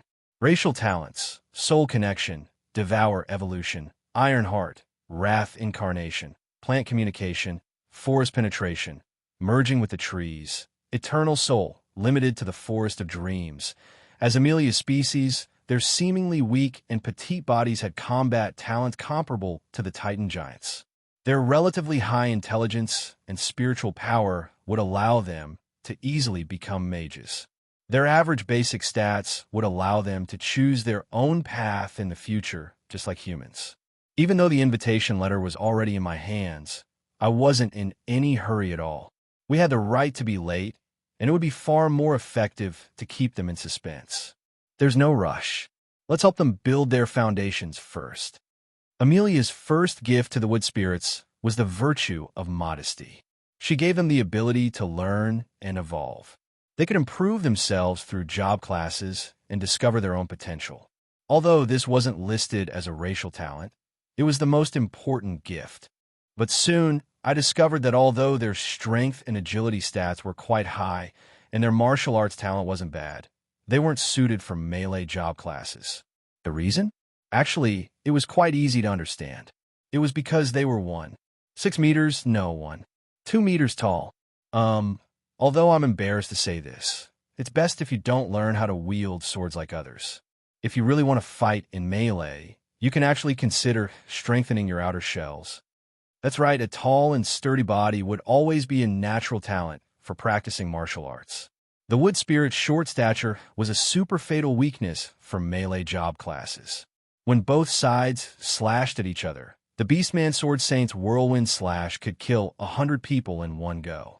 A Titan's Whirlwind Slash could create a true windstorm that could easily kill 1,000 people. A Wood Spirit Sword Saint's Whirlwind Slash could cover a radius of 3 meters. It was likely that her short legs wouldn't be able to catch up to her even if all her opponents ran away. However, Amelia seemed to have already considered this point. Her magical plants and strengthened outer shells were doubtlessly excellent substitutes for melee job classes. The wood spirits wouldn't lack melee job classes in the future. On the other hand, the wood spirits were quite talented in magic. Mages were an astonishing 1% of the wood spirits. Back in the day, the mage country had even established a branch base in the elemental planes in order to find potential mages. If the mage country discovered the wood spirits' outstanding talent in magic, they would probably go crazy. However, the wood spirits were most suited for jobs related to the forest and nature. This was especially true for Drool's nature divine arts and the wood elves' nature magic. They seemed to be naturally suited for working as Drool and nature priests. Eaglestorm was overjoyed to meet so many good seedlings all at once. He busied himself with spreading his teachings all day long. But soon I couldn't stand it anymore. I found an opportunity to stop him and viciously beat him up. You taught them that the safety of the forest is more important than humans, and humans are the pests of the world. That's fine with me tolerating the words of terrorists. After all, such words are quite popular among the wood spirits, so they're not completely wrong. But you actually dared to teach the Wild Bull faction that they don't wear any clothes? Do you really want to watch these little fellows run around naked in the forest so much? Aren't you afraid that I'll kill you? But that's our teachings. Didn't you say that as long as you don't violate the law, you can have freedom of religion? No, absolutely not. I'd rather have my head cut off and my blood flow, but my teachings won't change. Eaglestorm's face was swollen and bruised, but he still persisted in his beliefs. Fine, freedom. Anyone can teach them. I'll have Kolos teach them. No matter what, she's a great storm drool, and she's not any weaker than you. I acted like I was about to leave, but I was actually forcing him to give in. Based on my understanding of Kolos, her great storm drool was an elven inheritance. Her main talent was probably to summon storms. The drool hadn't learned any of the truly powerful nature and transformation divine arts. Meanwhile, Eaglestorm was a master in both transformation and nature divine arts. No, I'll change it. How about I change it to wood spirits are the children of nature, and plants are a part of their physical bodies. Wearing nature's leaves and vines as cover doesn't count as wearing clothes. This time, it was my turn to be astonished. This devout believer of mine actually changed his teachings so easily. You're not afraid that the other members of the Wild Bull faction will make trouble for you? They won't. I'm one of the founders of the Wild Bull faction, and I'm now a great drool of the Wild Bull faction. Then why don't you just change the human drool's ban on wearing clothes? That way, it'll be much easier for you to recruit new members. Absolutely not. That's the reason why I created the Wild Drool Sulphur Mountain Faction Alliance. It's precisely because I wanted to be openly naked that I had a falling out with the other great drool. Heads can be cut off, blood can flow, but clothes can't be worn. I didn't know what to say anymore. So the so-called discord between the factions and the conflict of beliefs was all because of this guy's selfish desires. When it's just you guys, do whatever you want. But if you have to be naked in front of the little ones, or even teach them to be naked together, all gentlemen, perverts, were all people who didn't fear death. I thought about it for quite a while, but I still couldn't think of what they were afraid of. In the end, I asked in a testing manner, "Are you afraid of becoming an animal and being locked up together with Beifong?" Beifong has been playing together with magical plants recently. I think he's been chasing after a three-headed man-eating flower for the past 2 days. As long as he has a target, he'll be very single-minded for a short period of time. What do we have to be afraid of? I didn't know what to say anymore. I was even wondering why I hadn't heard any complaints about Beifong despite how cute the wood spirits were.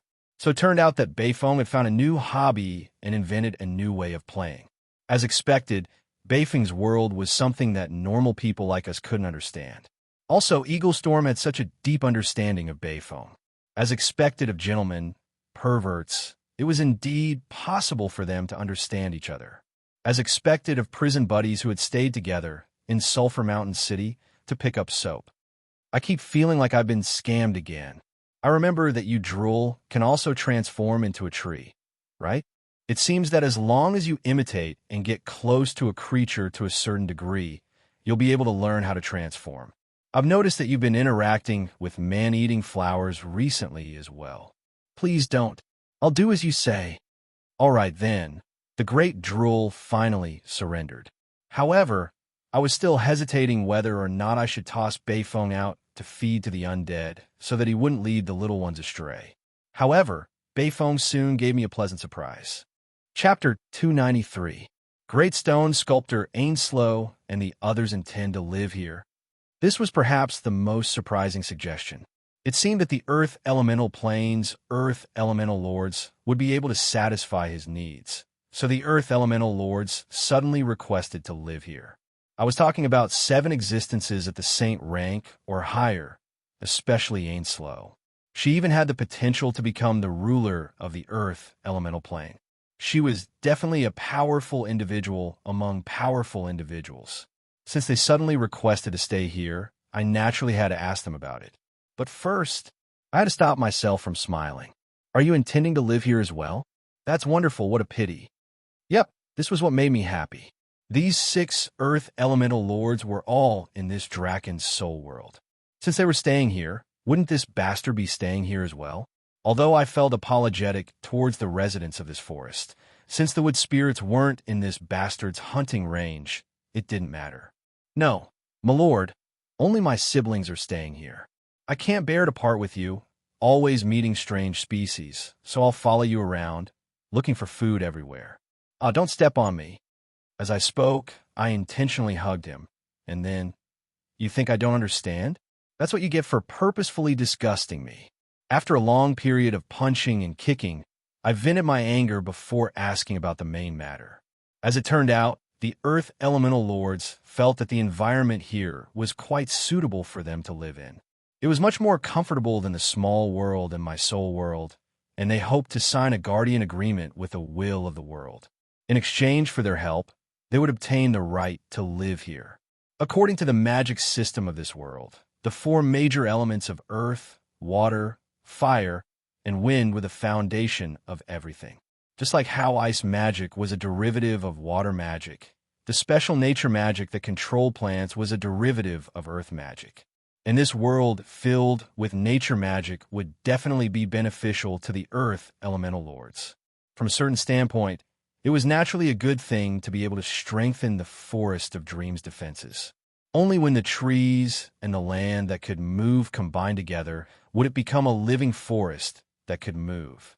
If the earth elemental lords were willing to help, some of my ideas would become possible, and the defenses here would rapidly increase by several levels. But the problem was, are they reliable?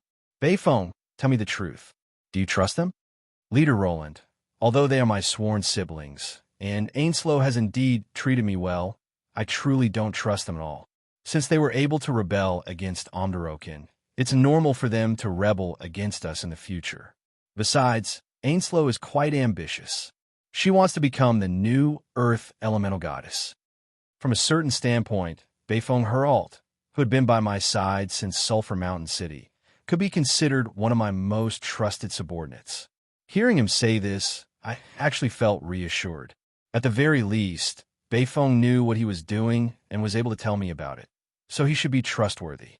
I had long since known that Ainslow and the other Earth Elemental Lords were untrustworthy.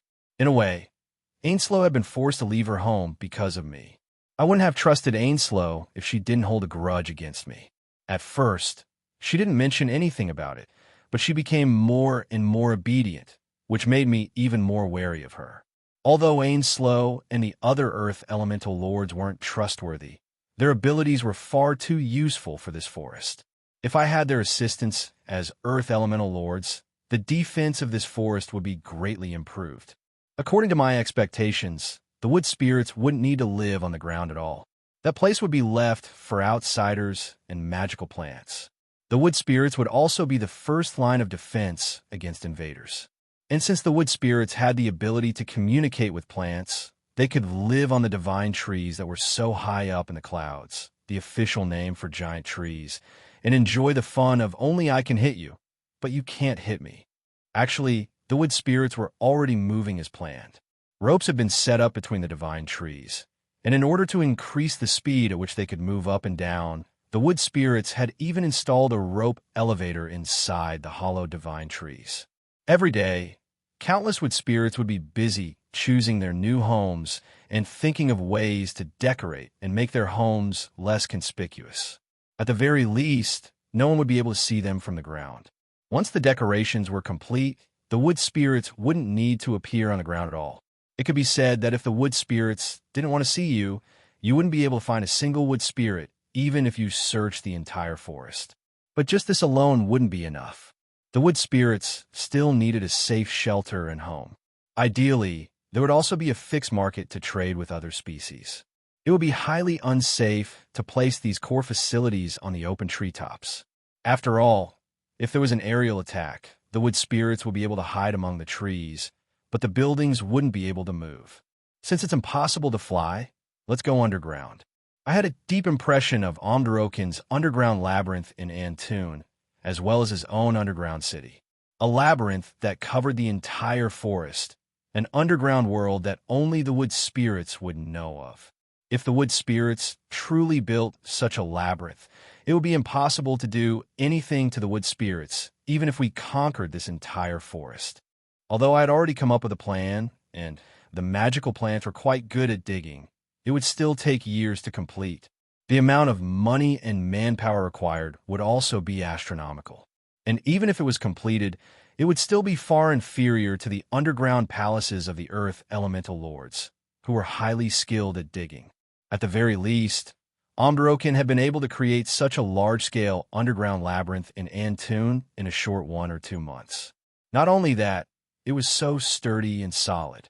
I wouldn't be able to dig such a large underground labyrinth even if I had 10 years to do so.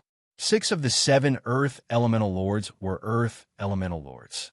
If we dug together, we should be able to far surpass Omdarokin, who wasn't at his peak condition. I even had the urge to revise my overly conservative plan and create an underground labyrinth with 999 levels to trap all potential invaders to death. For example, even though the exit was right in front of you, there was only a wall between you, and it would take you half a month to go back. For example, even though there was only 999 levels, there was a sign at the entrance saying if you're a man, go down 1,000 levels. That wasn't all. For example, as I walked, there would be an uphill path. Only when I walked up would I discover that I had accidentally returned to the first level, and there would even be a sign saying, "Hero, please try again."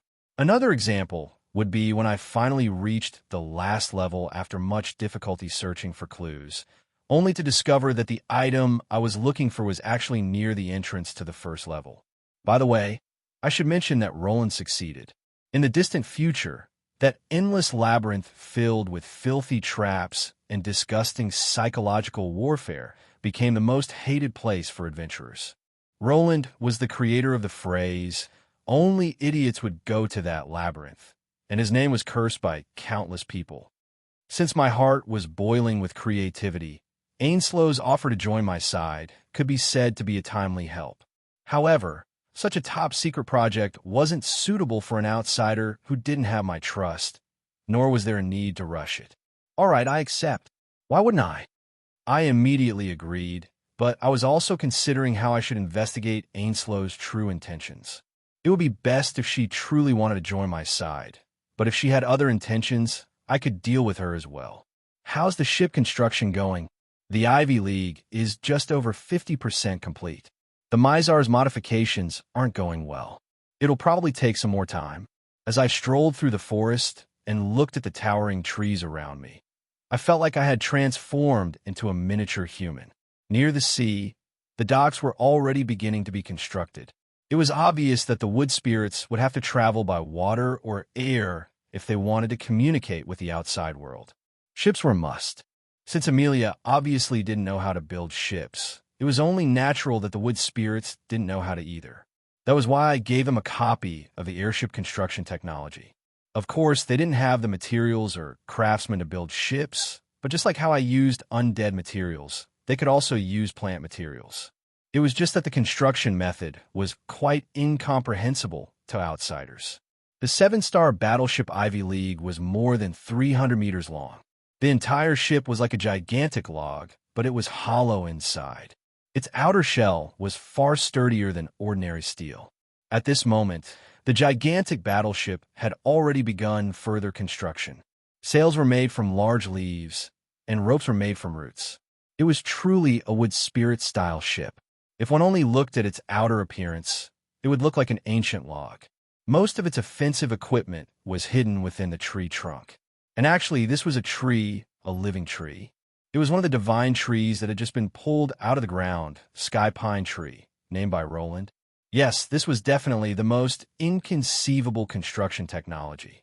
Their battleship had been planted, and this gigantic pine tree called Sky Pine Tree was the wood spirit's favorite place to live. Not only that, this particular tree had been specially made by the Forest of Dreams using a special method. Of course, apart from the Sky Pine Tree's Ivy League No. 1 airship, there was also primordial bamboo, supreme plum, and so on. Yep, this strange name was definitely a ridiculous Roland naming. This type of construction technology was far too convenient. If it wasn't for the fact that these inconceivably gigantic trees would automatically wither and die if they left the Forest of Dreams for too long, making it impossible for them to travel for long distances, I would have ordered several hundred of these divine wood battleships. They'll die if they don't return to the Forest of Dreams in half a year, and they'll weaken in 3 months. As expected, cheap goods don't come cheap. Their range of activity is probably limited to the nearby seas. Still, they're quite good as mobile defensive battleships. The other battleship that was currently being modified at the docks was the Mizar. They had obtained quite a lot of dragon skin from the 7-headed dragon. The Dragonheart had already been transformed into the Mizar's backup engine, which happened to be made from the same materials as the Borealis. It could be directly assembled and strengthened using the same technology. Now that the Mizar was covered in dragon skin and dragon parts, it was becoming more and more similar to the Borealis. And now, the future plan for the Forest of Dreams had been completed. The Forest of Dreams was temporarily divided into 6 districts. The Wood Spirits residential district was filled with divine trees in the entire forest, connected by countless wooden bridges and hooks. It would also be the Wood Spirits' main residential district in the future, but it would also likely be a forbidden place for outsiders. The docks would definitely be filled with all sorts of battleships, and the commercial district would be right next to the docks. It would become a gathering place for merchants from other species, and the Divine Church District would be where the gods' churches would be located. However, only the Law Gods Church of Stone was currently there. Of course, it would also become a service district for all sorts of matters related to the Holy War. The Central District will be prepared for future adventurers and residents. Although it was still an empty area right now, it would become the most bustling district in the future. There would also be all sorts of living facilities and public facilities. The underground district, which was still in the blueprint, was destined to become the Wood Spirit's exclusive property. We'll head out as soon as the Ivy League is ready. While I was patiently waiting, I unexpectedly met with an unexpected visitor. It was a messenger from Tucker's undead faction. They wanted to discuss something with me. Chapter 294. The place where I received Tucker's undead envoys was an empty area outside of the Forest of Dreams. Sometimes diplomatic envoys were no different from spies. Even if many things weren't confidential, I didn't want them to see them. Hal the 12? That's a strange name. Your Majesty, we have our own way of naming things. Perhaps it's strange for other species to use it, but it represents our lives. The envoy was a vampire marquis. He was fair, handsome, tall. He wore ancient black formal attire and held a black cane. He spoke slowly and logically, but his grammar was rather outdated. Although he appeared quite young, he still seemed like an ancient noble. As for why he called me, Your Majesty, it didn't seem like there was any hierarchy between us. Actually, it was just a respectful title that the undead used for semi-god undead. It seemed that he had long since seen through me. Actually, I had long since realized that some things were difficult to hide from the observant. If I were an undead emperor who had been exiled from the Tark Empire, I would also be quite interested in this sole descendant of the current generation and try to obtain all of his information. Even though he was deep in enemy territory, the envoy, Halo the 12, still had an elegant demeanor. His well-practiced diplomatic language was filled with passion, and his actions revealed an elegance that only time could create. However, Halo the 12's etiquette was impeccable. In contrast, we were the ones who were lacking in manners. We didn't even allow him to enter the door, and instead had him sit on a random wooden stool. Just tell me directly what you're here for. I don't have time to play games with you. Even though I was being so rude, this undead marquis, who was at least a saint-ranked blood tribe member, still smiled and nodded slightly. That's right. We won't waste your Majesty's time with such trifling matters. Apart from bringing greetings from the undead emperors, I truly do have some small matters that I'd like to ask Lady Gria. He wasn't looking for me, but was looking for Gria instead. I could pretty much guess what he wanted, and soon, he told me his goal, which proved my guess correct. Ally with the Shillua Empire? From a certain standpoint, the Shillua Empire, which was also an undead country, was the only possible ally of the Tark Republic in this world.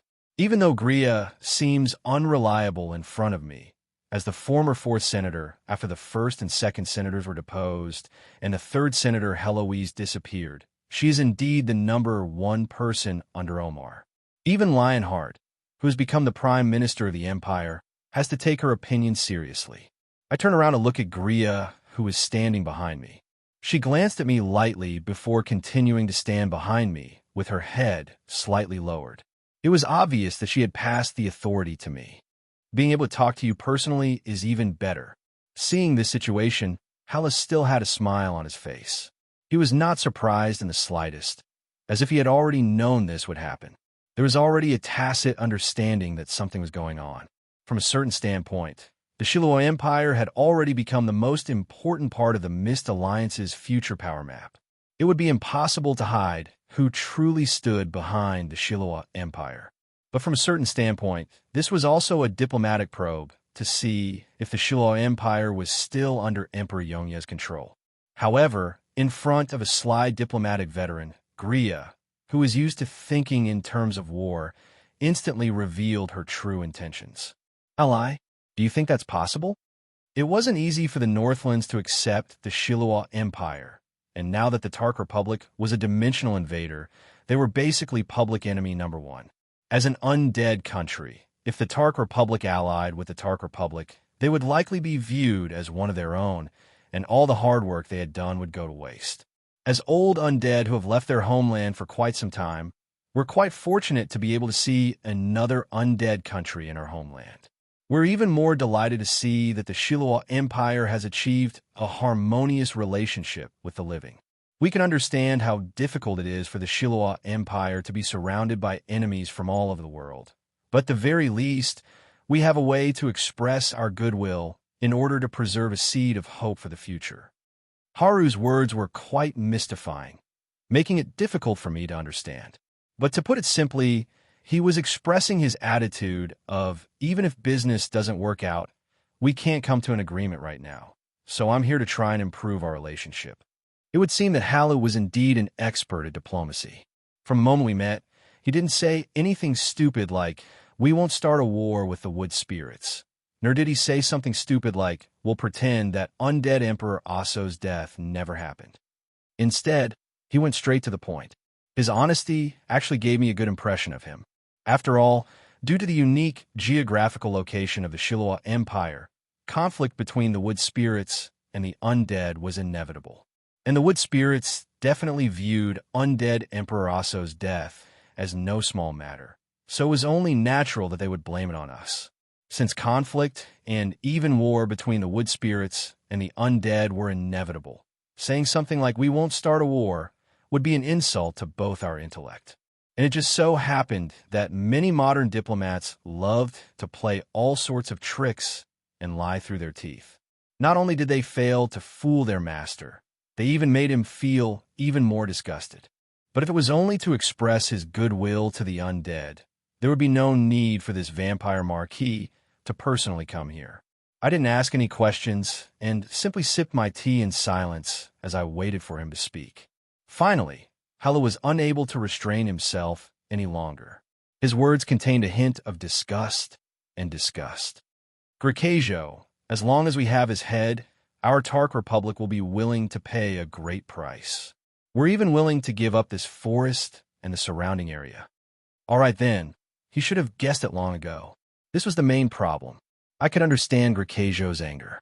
For the greater good of the Tark Republic, Emperor Aso had chosen to sacrifice himself in front of a powerful enemy. This was also a warrior's honor. Insulting a powerful enemy would be the same as tainting Aso himself. Halu was still able to show me sufficient respect. However, there was one type of person that would never be forgiven no matter what: traitors. Grakajo had already received gifts from the various undead emperors. He had opened the path to becoming a semi-god undead, which meant that it was time for Grakajo to fulfill his promise. The undead emperors hadn't placed too many restrictions on him, mainly because they trusted in his power level. The undead were the incarnation of stubbornness. All top-level undead had their own pride, and their power level was their best calling card. All top-level undead with stubbornness had their own pride and dignity. Semi-god undead might be crazy, foolish, or despicable, but it was impossible for them not to have their own pride and principles.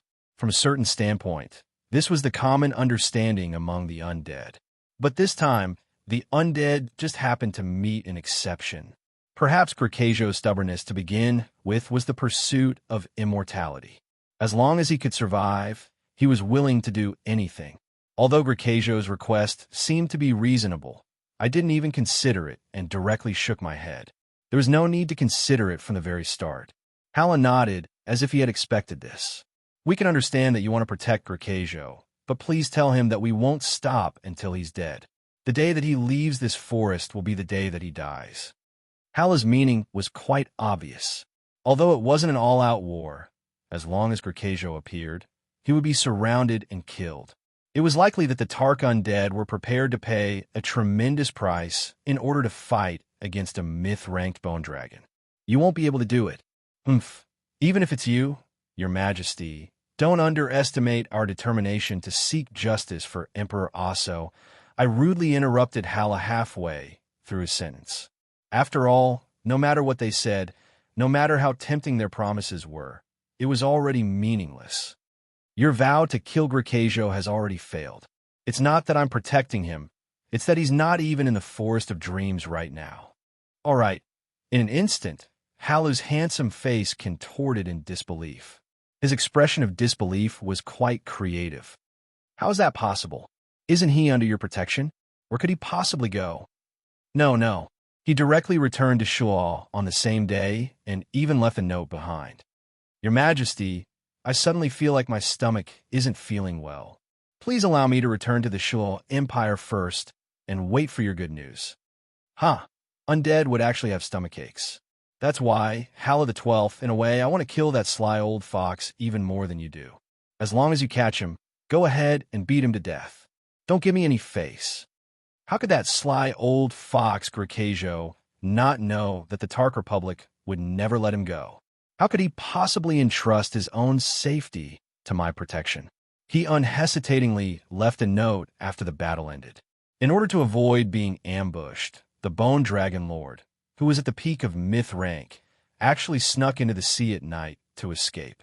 That was shameless to the extreme. As for whether or not he would return to the Shiloah Empire, I felt that it was most likely the case. After all, that was the safest place right now. It would be nice to be under a large tree. Indeed, Grakajo was now relying on a large tree like me. Of course, just like in the past, he was an untrustworthy subordinate, a complete opportunist. That's why he escaped long ago. There's no meaning in telling me all this. All right then, I was pleasantly surprised to see Halu the 12th's twisted expression as he left. Although I didn't know what to say about the process, from a certain standpoint, the relationship between the Tark Republic and Hala the 12th's was already set. At the very least, we would be enemies with the Tark Republic for quite a long period of time. As I watched Halu the 12th disappear into the horizon, I received an unexpected visitor. You want to hitch a ride? The Veji merchant group was still in Nitrain City. Due to our existence, as well as the change in the situation, the Nitrain City officials didn't make things too difficult for them. However, it was quite uncomfortable for them to stay in an enemy country like this. That was why they requested to leave with us through the Dragon Knight. I hesitated for a moment. I felt that I could accept such a favor. Perhaps I would even need their help in the future, so I agreed. Now that all the projects in the Forest of Dreams were on the right track, it was time to prepare to leave. Chapter 295. If the Bardi Empire didn't even know that a war had broken out in its own territory, then the Bardi Empire wouldn't be worthy of being called a mega-empire. Everything that happened at Port Victoria had already reached the Bardi Empire's capital, Starer, through various channels. Driven by people with ulterior motives, not to mention the nobles, even the commoners were discussing this sudden war on the streets. The undead plains had been opened, and the undead army had arrived. This became the hottest topic of discussion, especially when the furious Dragon Knight Archduke Halent had punched an elder from the Senate, who had asked for evidence, to the point where his mouth was covered in blood. Then, Halent shoved a memory crystal that recorded the battle into the elder's mouth, which made this topic even more interesting. All right then, the price he had to pay was probably Emperor Halent's fury and half a year of confinement. Meanwhile, that unlucky Marquis who had been beaten up so badly had been shouting that he wanted to take revenge on Halent. In the end, a flying dragon had suddenly passed by and set fire to his mansion. Yep, we all knew what had happened. Look, it's those undead. The scene of the endless undead flooding into the capital was vividly described. The memory crystal was repeatedly read by the upper echelons of the Bardi Empire, and public opinion began to change. The high-level undead in the capital were having quite a difficult time. What was even worse was the series of changes caused by undead Emperor Aso's death. In order to better control the situation, many high-level undead in the capital were Aso's subordinates. They had signed a master-servant contract that promised to live and die with him. On the day that undead Emperor Aso died, the survivors were shocked and even terrified when their companions suddenly collapsed.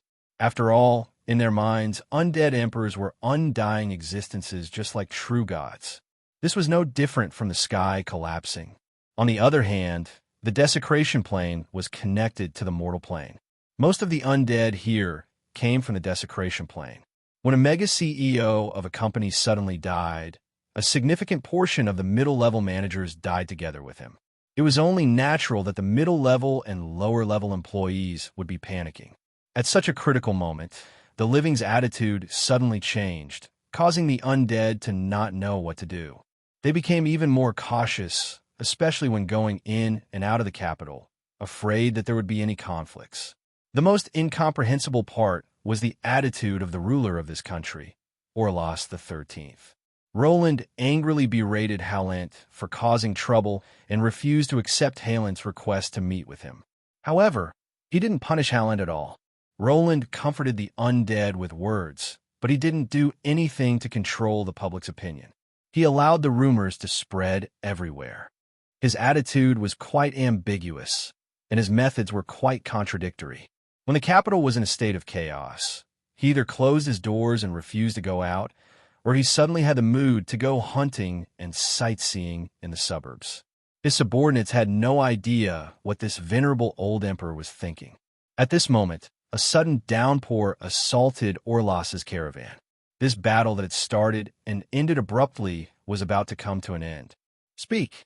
Who sent you to assassinate His Majesty? The 26th prince? Or the 8th prince?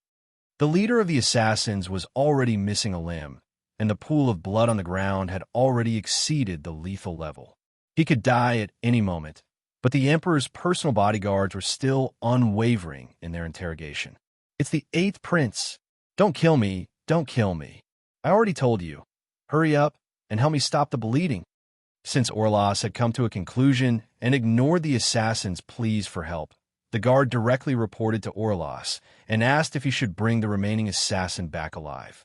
However, Orlas slowly shook his head, indicating for the guard to directly execute the assassin.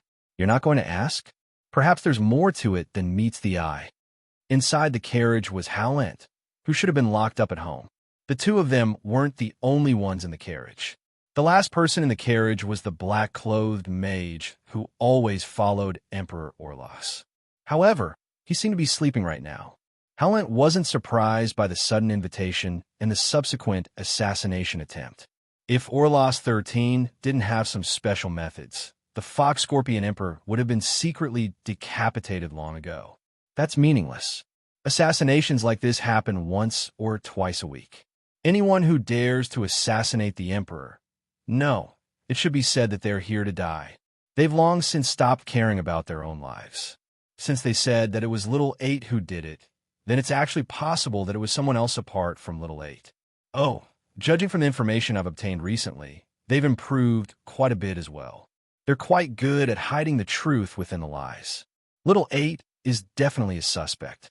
Yep, judging from Little 8's increasingly extreme personality, there's a 70% chance that he's acting on his own in order to frame his brother. Little 8's temperament has improved quite a bit recently. Even though Halent was clearly talking about the unfortunate fact that his adopted sons wanted to kill him, he was smiling quite amicably. His tone even contained a hint of pride, as if he was an elder praising his filial and capable grandson. From a certain standpoint, he was indeed quite proud of himself. The fact that several dozen princes were competing against each other in scheming was something that this seemingly benevolent old man had single-handedly created. It seemed that he was using this method to choose his successor. Halent didn't reply. He didn't intend to care about the royal family's matters, nor did he have any interest in caring about them. He was only interested in why Emperor Orlas would suddenly invite him out in such a private manner. And whenever he mentioned what was happening in the West, Emperor Orlas would always smile mysteriously and say, "You'll know soon enough." Actually, due to certain reasons, Emperor Orlas had been in quite a good mood recently. He sank into reminiscence as he looked at the rainy scenery outside his window. More than 30 years ago, it was also on a rainy day like this. It was also on a similar day that the royal palace was slaughtering each other. Orlas was on his last breath when he met Asso here. He told Asso of his unwillingness to die here, which changed his fate. From that day onward, Orlas, who had been looked down upon, obtained the power of the shadows. He slowly climbed to the peak, and now, 30 years later, his achievements and prestige even surpassed all previous emperors. However, only he knew that he had to pay the price for all the help he had received in the past. This creditor of his wouldn't be easy to deal with. Of course, How could an ambitious person who was capable of forcing his adopted sons to slaughter each other to determine who would become the strongest be willing to be controlled by others? Orlas had always had his own plans, as well as his own sharp swords hidden in the shadows. However, the situation changed yet again before Orlas's thousands of preparations could even be carried out. The undead's greatest miscalculation was that they didn't expect that the powerful Emperor Aso would choose to sacrifice himself. Orlas's weakness in Aso's hands naturally disappeared with Aso's death. The undead's original strategy was to control the old emperor and gradually insert the high-level undead into all levels of the empire, gradually eating away at this country. But now that Aso had died, all 6 of the death planes had been opened, and the entire situation had changed. The chess game has been messed up again. Nobody responded to Orlas's sigh. That's right, the situation had changed yet again. Some people had gone from chess pieces to chess players, while others had been sacrificing chess pieces without realizing it. Now that ALS death caused a chain reaction, nobody knew what to do next. Your Majesty, about Victoria Harbor, Halent, don't be in such a hurry. When we get there, I'll introduce someone to you. You can talk to her, and she'll probably have a different way of thinking about many things. The old emperor smiled as he spoke to Halent. The carriage turned into a forest, and the carriage fell silent as it soon entered a deep valley. Right after that, Halent felt a strange feeling of dizziness. He paused for a moment before realizing that he had probably been teleported. Just as he was about to ask something, a familiar female voice spoke up from outside. "Little Orlas, it seems that you have a guest today." Orlas heaved a sigh of relief when he heard this voice as he muttered in a low voice, I'm quite lucky this time. I met the easiest person to deal with. Yep, Aboyo's grandson, Mina's great-grandson. You probably met him before. Now that the situation has changed, I think it's time for him to meet you." The situation has changed? Are you referring to Aso's death? Or are you referring to the fact that the death planes have all been successfully connected? Even here, I know quite clearly. Both, but that's not all. The darkness outside the carriage dissipated, and Halent inhaled a cold breath when he saw the voice clearly. He was surrounded by stone walls, as if they were underground. That gentle female voice came from a silver dragon, head the size of a small mountain. Such pure draconic might? Is that an immemorial dragon? An immemorial dragon? Or an even more ridiculous relic from a mythical or epic era? Dragons were the most important in terms of power level and power level. Halent was suppressed to the point where he couldn't even move in front of a dragon that was far superior to him. Lady Evelyn, even if you can sense what's happening in the outside world, you definitely won't be able to guess who caused all of this to happen. The silver dragon head revealed an expression that seemed like it was smiling yet not smiling, as if it saw a naughty child teasing an adult. Apart from Roland, who else could it be? Even the little item I prepared for him was triggered. How could I not know? The silver dragon head, which was abnormally human-like, revealed an expression of reminiscence, as if it was reminiscing about the past. But then, it revealed a playful smile. You came at the perfect time. After hearing about Roland, those 2 fellows had a good fight and are now asleep. Haha, that's wonderful. Right, Halent probably met that person this time. Lady Evelyn, you can ask him about his situation. The silver dragon looked at Halent in a friendly manner. Only now did Halent notice that the draconic might around him had disappeared.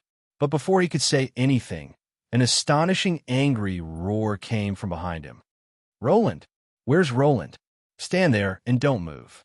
I'm going to kill you. As if Roland's name had woken up some existence. There was a deafening angry roar, followed by an incredibly corrosive green breath that directly melted the entire cave wall. Asterisk bang. Asterisk a gigantic black shadow smashed into the cave wall, causing the entire cave to shake and debris to fall. The gigantic black dragon head that suddenly reached out shook in front of the humans who were scurrying around like rats. The dragon's gigantic eyes looked all around, but it seemed that it didn't find the man it hated so much. It then retracted its head and went back to sleep. At this moment, Halent finally got a clear look at the dragon's true appearance.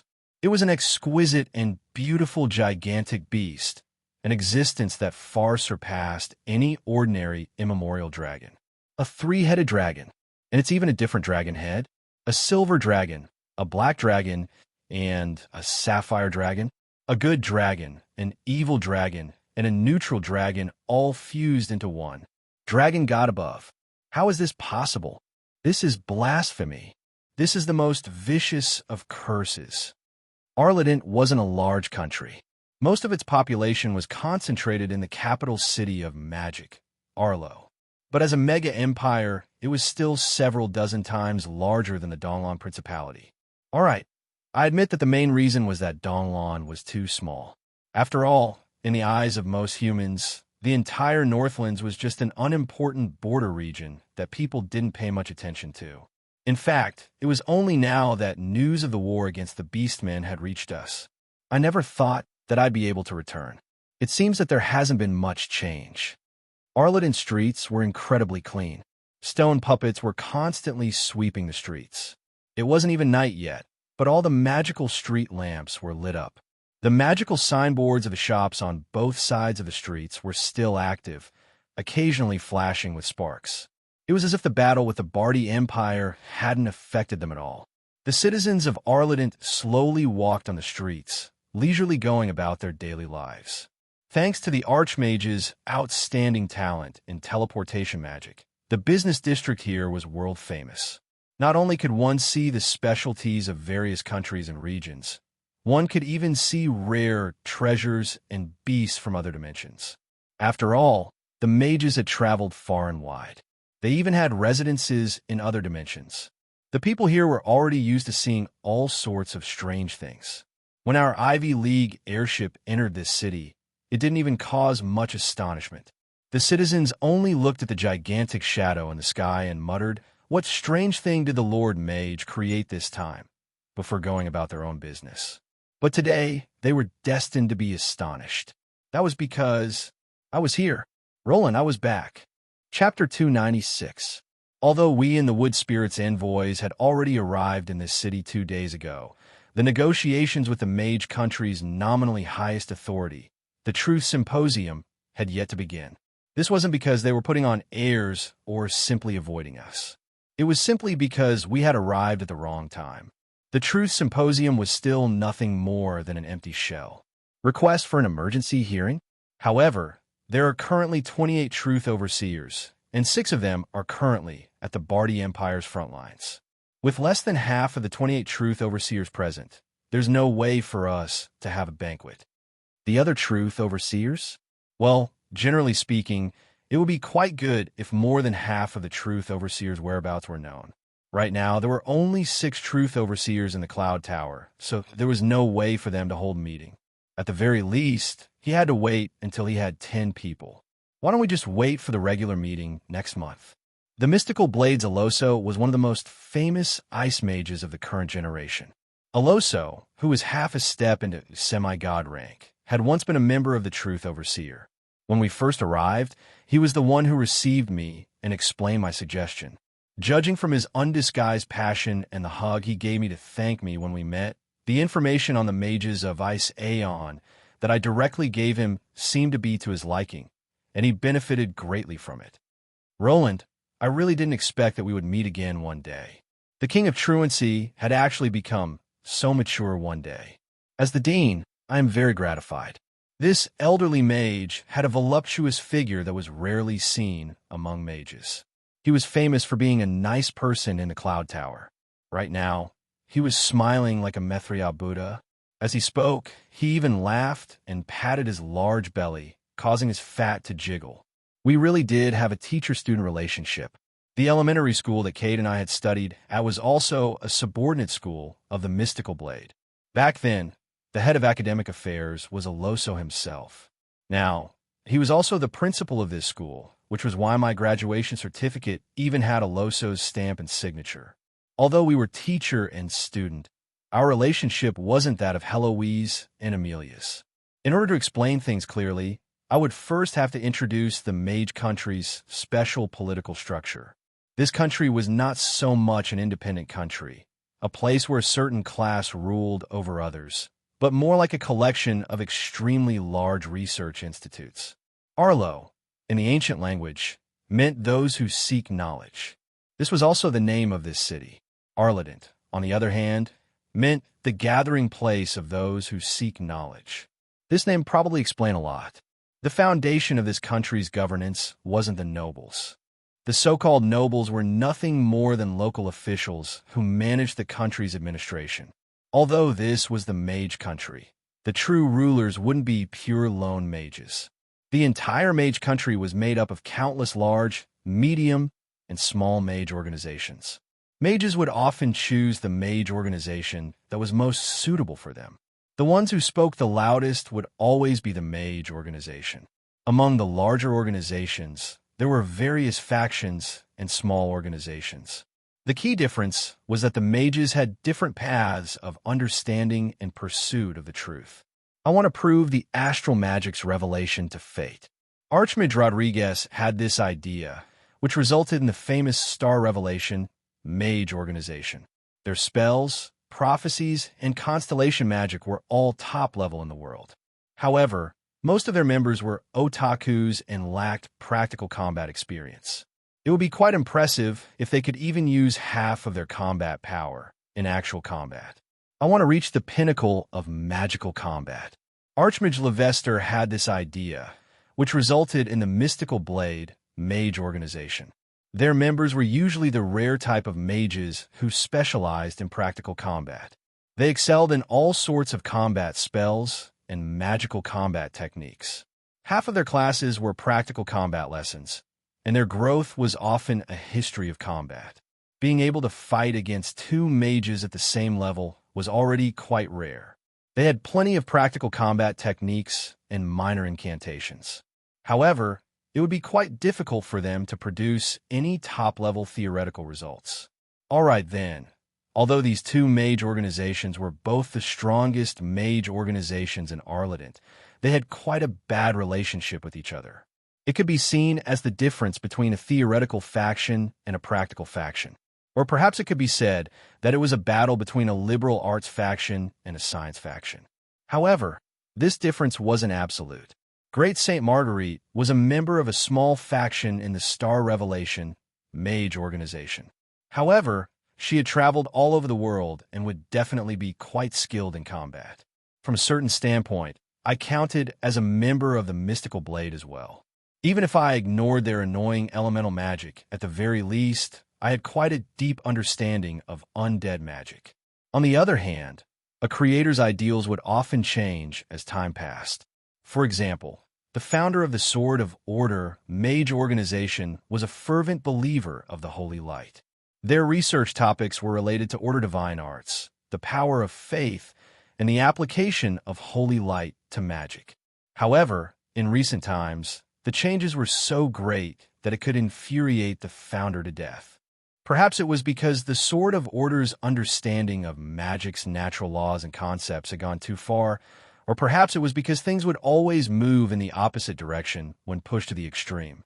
The Sword of Order had long since abandoned holy light magic and focused on the most bizarre things. For example, undead magic, demon summoning, and Eastern talismans. The Sword of Order was definitely the home of a small group of researchers. Their research on all sorts of forbidden spells was one of the best in the entire world. The relationships between the various mage organizations were also quite messy. Some small mage organizations would be attached to several large mage organizations at the same time because their core members were all from those large mage organizations. However, those large mage organizations had terrible relationships with each other, so the mage organizations didn't know who to support during every academic conference. Don't underestimate the academic conference. This was the most important conference in the mage country. Every time there was a contradictory argument, the conference room would instantly become an arena. That's right, the most important conference in the mage country was the academic conference, not some serious political conference.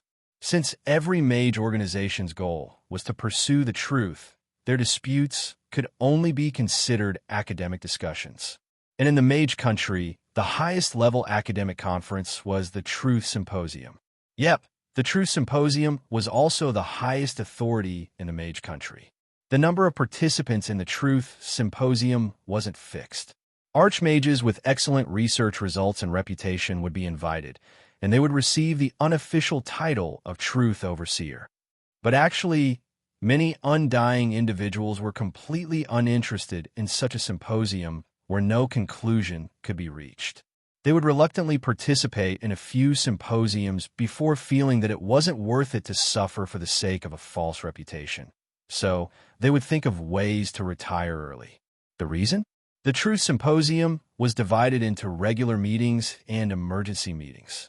Any mage who reached a certain power level could apply to attend the symposium to cheer for their boss. When I was still an acolyte, I had attended 2 symposiums. 30% of the symposium was spent bragging about their own research results. 50% of the symposium was spent attacking each other for plagiarism or for being completely worthless. And the remaining 20% of the symposium was spent fighting over budget and resources, as well as fighting over the next generation of outstanding mages. As for administrative matters, once the symposium's saliva dried up and they couldn't fight anymore, the last 5 minutes of the symposium were used to quickly pass all sorts of government decrees. That was incredibly efficient. Before the symposium's title was even read out, everyone raised their hands, and before the documents were even signed, they all teleported away. With such a boss, it was truly a pity that the officials in charge of administrative matters had such a boss. It's just a farce. Everyone's so stubborn, and they're all top-level experts in their own fields. Who's going to be able to convince anyone with just words? There's also a strict rule that we can't fight. By the end of the debate, it's no longer about who's more reasonable. It's about who's louder, who's more spirited, and who can last longer. This was also why the mage country hadn't started invading other countries for thousands of years. It wasn't that ambitious mages were useless, but it would be as difficult as a hen trying to climb a tree to convince the other archmages in a symposium to pass a resolution of war. It would be better to use one's personal strength to conquer an entire country. This was also why it was said that the mage country wasn't even a country at all. For truly pure mages, their entire world consisted of research labs and libraries. They were far too lacking in ambition for territory and glory, which was the exact opposite of the rulers of this world. With such a political system, it was impossible for the Truth Symposium to discuss the truth. However, it was quite easy for enemies to form. There were far too many instances of different viewpoints, arguments, and even meet me at Nakayama Park after the symposium.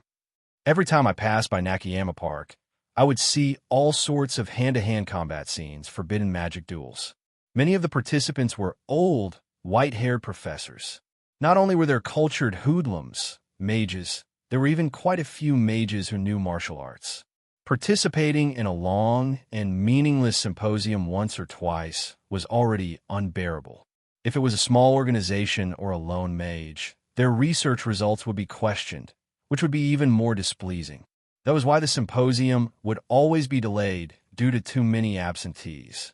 Since there was no difference between having a symposium and not having a symposium, it would actually make people happy to postpone the symposium. However, only the leaders of the 18 strongest mage organizations were required to attend this symposium that would be held regularly. They were far too important, and it would be impossible for them to ignore the symposium. From a certain standpoint, this also caused the leaders of these major mage organizations to be replaced at an incredibly fast pace. It was as if being a leader was some sort of life-threatening chore. Of course, there were always exceptions to everything. For instance, a certain which had once taken the initiative to become the leader of this symposium. Although her main goal was to extort research funds and cover up her criminal record, she used her outstanding appearance and external disguise skills, as well as her communication ability that allowed her to sense other people's emotions. This allowed her to lead several large-scale events and even win many debates. She was highly popular and respected in both the Cloud Tower and the Mystical Blade. Yep, the Witch Amelia was once a member of the Mystical Blade as well. In fact, she had even given a lecture to me and my cohort. What gave me a headache was the fact that I had to participate in this truth symposium.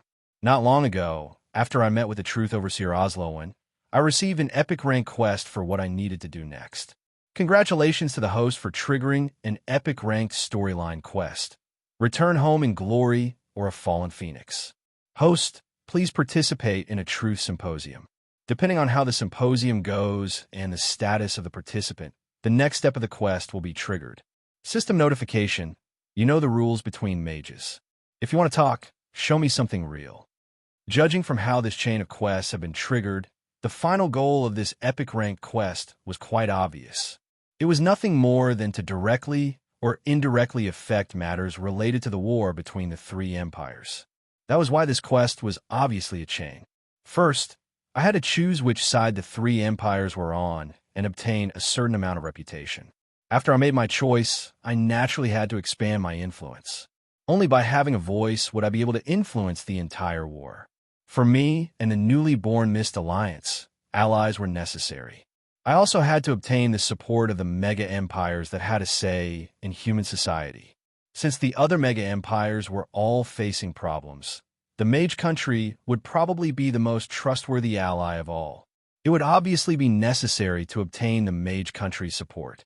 Based on my system's usual habit of making things difficult for me, I could guarantee that if I didn't have the status to speak at the Truth Symposium and didn't have enough influence on the Truth Symposium, things would only become more and more difficult for me.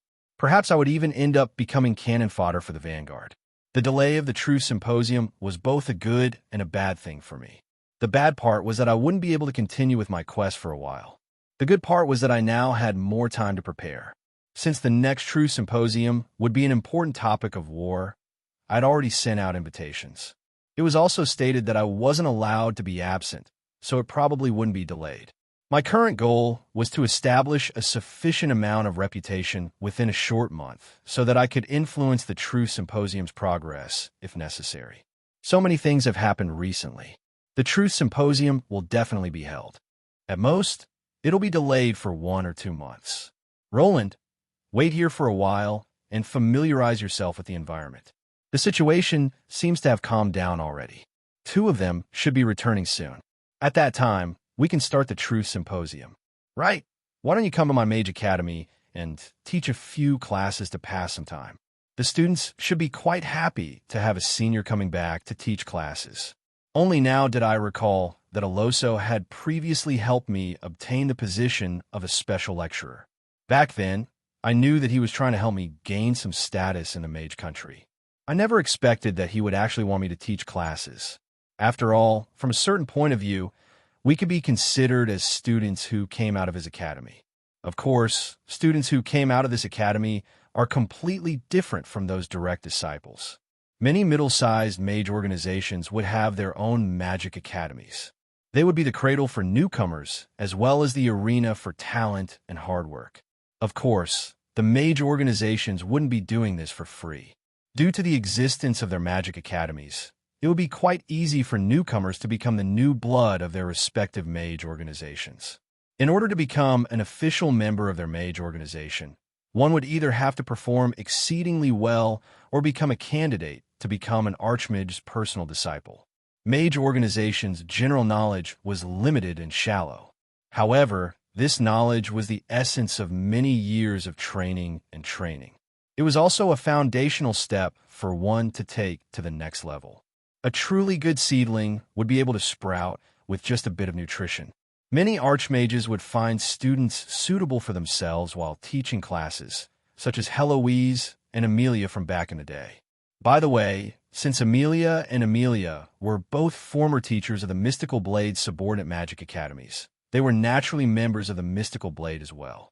According to what I knew, Heloise was also a core member of the Sword of Order. She had recruited many vicious individuals to join the Sword of Order while teaching.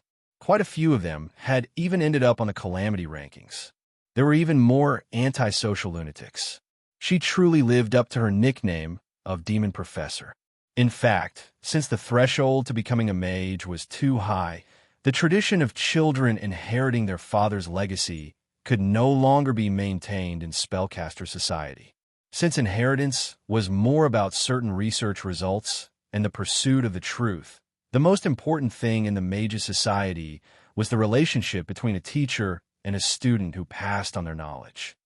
I absolutely can't let my teacher's inheritance end in my generation. Every mage would have the same thought. After reaching a certain level, it would be a dream to have a disciple who would be able to pass on all that they had learned and pursued. Of course, the most important inheritance would always be the pursuit of a certain goal. Unlike the rather cold relationship between teacher and disciple in other job classes, mages would have dozens or even hundreds of years of interaction. The relationship between a teacher and a personal disciple would be no different from that of a father and son or a mother and daughter. In fact, according to the mage country's laws, a teacher would have the right to arrange their personal disciple's lifestyle, while a disciple would have the duty to take care of an elderly teacher. They would also have all sorts of inheritance rights, just like children. What? Me and Heloise? There was absolutely no mage organization like ours that was constantly cursed by our mages. Right now, I was having a headache over how to improve my reputation and obtain greater authority. But soon, I began to worry about whether my reputation was too great or not. As expected, bringing those bastards along with me was definitely a mistake. Chapter 297. As expected, I should have thrown those bastards into goblin cannons and fired them to the other side of the world. No, that's still not enough. Those bastards have far more vitality than cockroaches. Even if they're thrown into the AMU trench, they'll definitely come back alive. Sir, I should have known that I should have tied them up and tossed them into the sea. No, that's still not enough. Haha. I should have just opened up the frigid winter earth and let them hibernate forever. Sir, an angry roar right in front of me finally snapped me back to my senses. However, the next instant, a female face suddenly appeared in front of me, scaring me to the core. Although you're an archmage of the mystical blade, as well as our teacher, you still need to follow the most basic rules. Please take this seriously. All right then. I looked at the angry young girl in front of me. Although she was also wearing the mystical blade's light blue mage robe, the armband representing discipline was rather eye-catching. As the person bailing out the criminals, I had no choice but to obediently apologize and make a promise. I'm sorry. I'll scold them properly. I definitely won't let them have the chance to do it again. In this country of mages, there were plenty of troublemakers and lawbreakers. The law enforcers were also made up of mages. As a mage guild organization that specialized in practical combat, many members of the Mystical Blade chose to work as law enforcers or discipline inspectors. Although the girl in front of me seemed young, judging from the school emblem on her chest, she had been working as a mage for at least 10 years. Since she was also a member of the Mystical Blade, she was probably even more long-winded in her lectures. Sir, please take care of them. I can't believe that there's someone who would do such a thing. Her increasingly long-winded lectures gave me a headache. However, I was just like an unlucky parent who had to call on their parents for failing their children's grades. All I could do was smile and accept her endless lectures. Yep, I'll definitely take good care of them. It took me so much effort to complete the bail procedures and leave the police station. Only then did the bastards behind me start jumping up and down in high spirits. Eagle Storm, don't worry, my lord. I'll definitely remember to wear pants when I go on the streets to preach. You don't need to wear clothes? All right, I don't need to bother with the old fox anymore. On the first day he arrived, he started preaching about his wild bull religion. It was to be expected that he would be arrested by the mage from the discipline department. It was only a matter of time before he would be imprisoned again. If it was only him, I wouldn't have come here to ransom him, but, Jan, you've really disappointed me. Even an enforcer like you was sent in.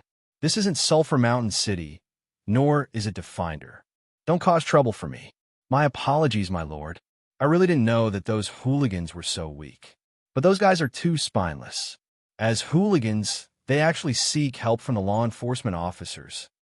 Does being obedient and letting you beat me to your heart's content mean that I have a backbone? It's better to read less of those weird novels. Girls shouldn't think with their muscles. A successful city enforcement officer also needs a brain.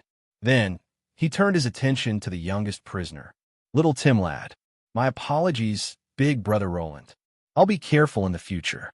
Next time, I don't think anyone will get any evidence. Next time, I won't personally go out to collect goods. I'll find an adult to take me to the black market merchants.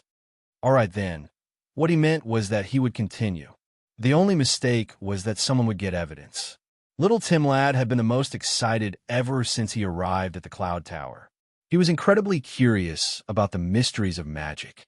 In just a few days, he had already exchanged all his savings from the past few years for all sorts of strange items. He even went to the black market to collect goods. Ingo, you really can't blame me for this.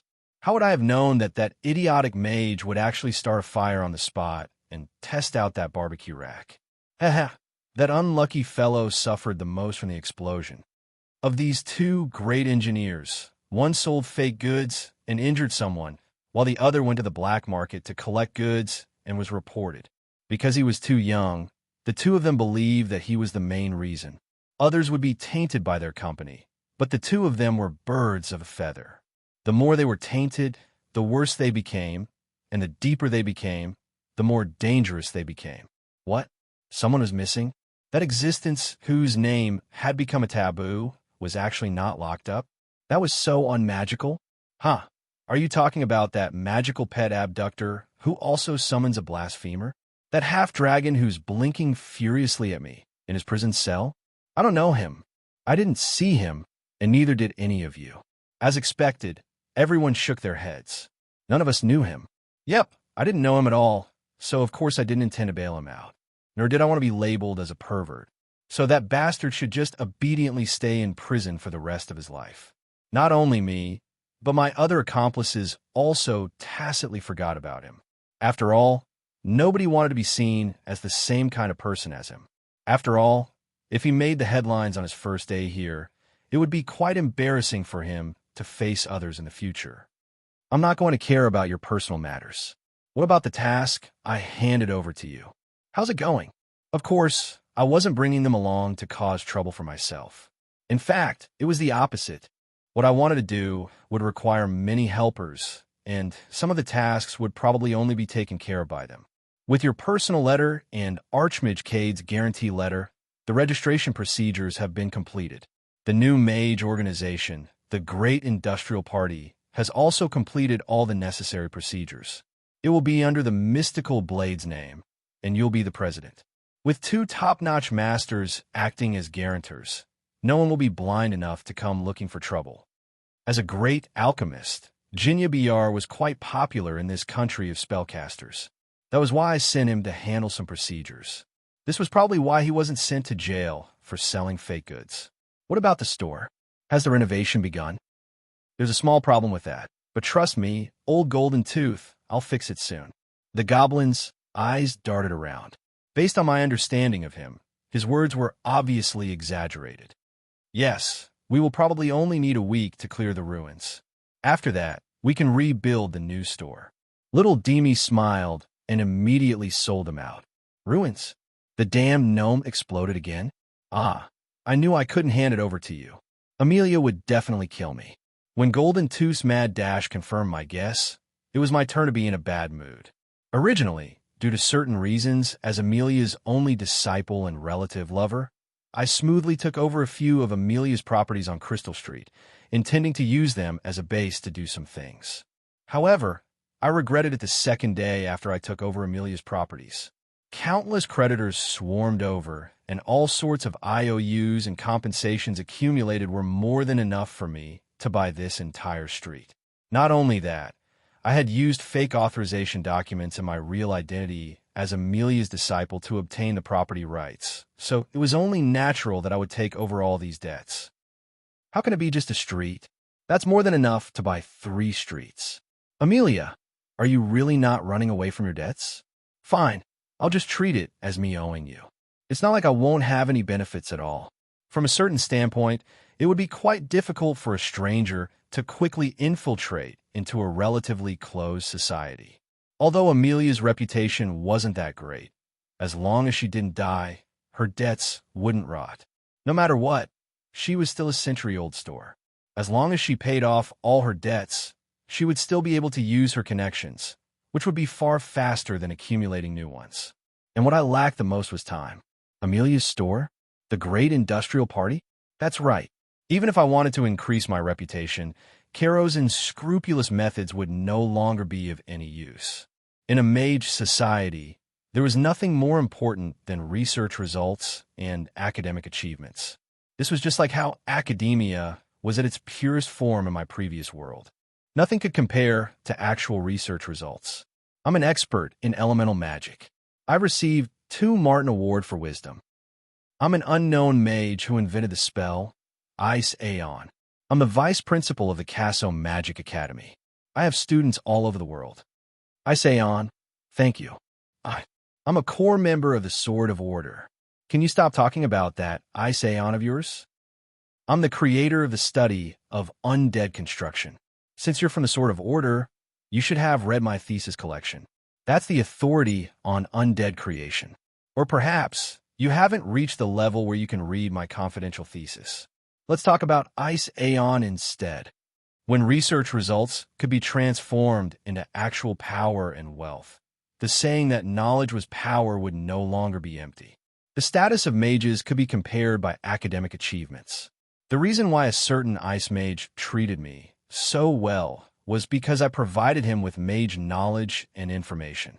Not only could he use it as a reference for his own research, it would also greatly increase the status of ice magic in the mystical blade. Our mystical blade now has a forbidden spell for ice magic. This would be quite impressive if I said it out loud. It could even be used to attract young ice mages to join the mystical blade. Of course, there was no need to tell me the truth that 99% of people wouldn't be able to use it. This wasn't a scam. It was common knowledge that didn't need to be said. After all, it was far too difficult to create a forbidden spell. Even if the mage didn't use it, just analyzing the forbidden spell's model and thought process would be a great help to researchers. Of course, I wasn't making a loss here. According to the basic principle of equal exchange, providing such rare and valuable information on magic spells to the mystical blade also gave me an astronomical amount of contribution points. These contribution points could then be used to exchange for other magical knowledge and secret treasures. This was the most foundational purpose of a mage organization. They would gather people with similar goals and exchange knowledge and magical materials for mutual growth. However, if I participated in this truth symposium as the mystical blade's Roland, I would likely have to face constant provocation from the Eye of Truth and other mage organizations. It would be better to participate in this truth symposium as an individual. The Great Industrial Party was a faction that focused on academic theories. Shops and workshops will be the only way to turn theories into tangible goods and money. If both were present, this would create a virtuous cycle of sustainable development. Only then would the mystical blade truly be considered a new mage organization in the mage country. I had set a goal for myself to participate in the Truth Symposium as the father of a new generation of technology. Of course, I had plenty of new technologies and playthings in my hands. No matter if it was magical engineering, for elemental swordcasters, undead magic, ice magic, or with spirits, I had many things that I could bring out. Also, obtaining the mage country's support had always been on my list. Now was the perfect time to use these technologies to increase my reputation. I already had the technologies. As for shops and workshops, I could also use Amelia's Thorn Garden. Crystal Street was also quite lively. However, since I had trusted the wrong person, what I needed to consider now was how to rebuild it, and also how to explain to Amelia why her garden and laboratory had been completely rebuilt. However, in order to reverse Amelia's past influence and have the Cloud Tower's various organizations recognize my great industrial party, and even give me the right to participate in the Truth Symposium, I would need to show a corresponding amount of power and results. From a certain standpoint, the Mystical Blade's small gift had helped me greatly. It allowed me to avoid the most troublesome step of accumulating power. Good morning, teacher. Your Excellency, the weather today is quite nice. Hello, would you be free to have lunch together? Senior, please go first. Along the way, there were countless people who took the initiative to greet me. Among them, There were many white-bearded old mages, and there were also many passionate and beautiful young female mages.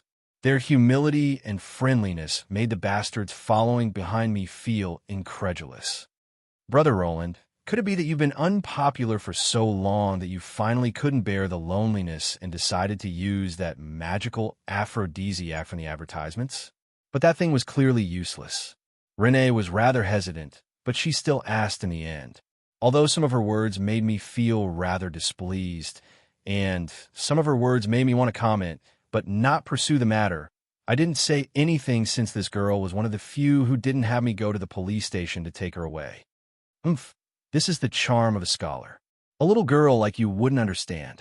All right then, if I didn't count all her random abilities from a certain standpoint, this body of mine had quite a high charm stat.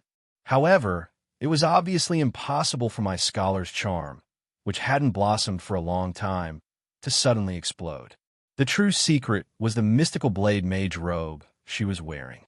It was a dark blue mage robe. Although it wasn't particularly eye-catching, the tiger moth silk fabric embedded with star sand was the highest level material available. Of course, ordinary mages wouldn't be able to notice such small details. What they could notice was the unique style of the mage robe and the insignia on the robe's chest. All mystical blade, mage robes were blue.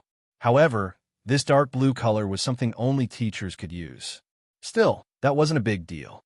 After all, there were countless magic professors and lecturers in the Cloud Tower. The most important part was the 3 insignia on the robe's chest. The first insignia was a blue book with the number 443 on it. This represented that she was in the 443 batch of students after the Cloud Tower had unified the student registration system. Currently, all new students had insignia on their chests that were ranked in the top 600. That young police mage also seemed to have an insignia of around 600. This meant that to her, although I appeared young, I was actually a senior who had entered the Cloud Tower more than 200 years ago. As for the other 2 insignia, they were 2 similar wing crowns. The only difference was that the wings on the black crown were bone wings, while the crown on the white crown was covered in a layer of white ice. This was the highest honor of the mage country, the emblem of endless truth. However, these 2 insignia didn't have any meaning to them. They were the glorious proof of one's academic achievements. However, the small crown doubtlessly represented that one had reached the pinnacle of one's field of study. The black crown represented one's undead magic, while the white crown represented one's academic achievements in ice magic. The only requirement to participate in the true symposium was to have such a small emblem. However, for mages who believed that knowledge was power, anyone who could obtain such an emblem would at least be a myth-rank mage, if not a semi-god. I was wearing such a seemingly ordinary mage robe, but in the eyes of all the mages passing by, I was an old monster who was at least 200 years old pretending to be young. Not only that, I was also at the peak of 2 different types of magic. Perhaps I was even a truth overseer, so of course I would be polite. The reason why I was able to easily bail out these troublesome bastards was because of these insignia's effects. Apart from these insignia, there were also many other insignia that represented one's status and achievements. However, I didn't have any of them. The guy in front of me had more than 20 insignia on his chest, including 2 Dragon Slayer insignia. However, he seemed to be quite displeased.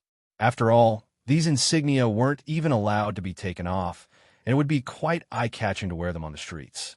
It was rumored that the mage country made such a rule in order to save time and reduce disputes. After all, there were far too many old monsters here.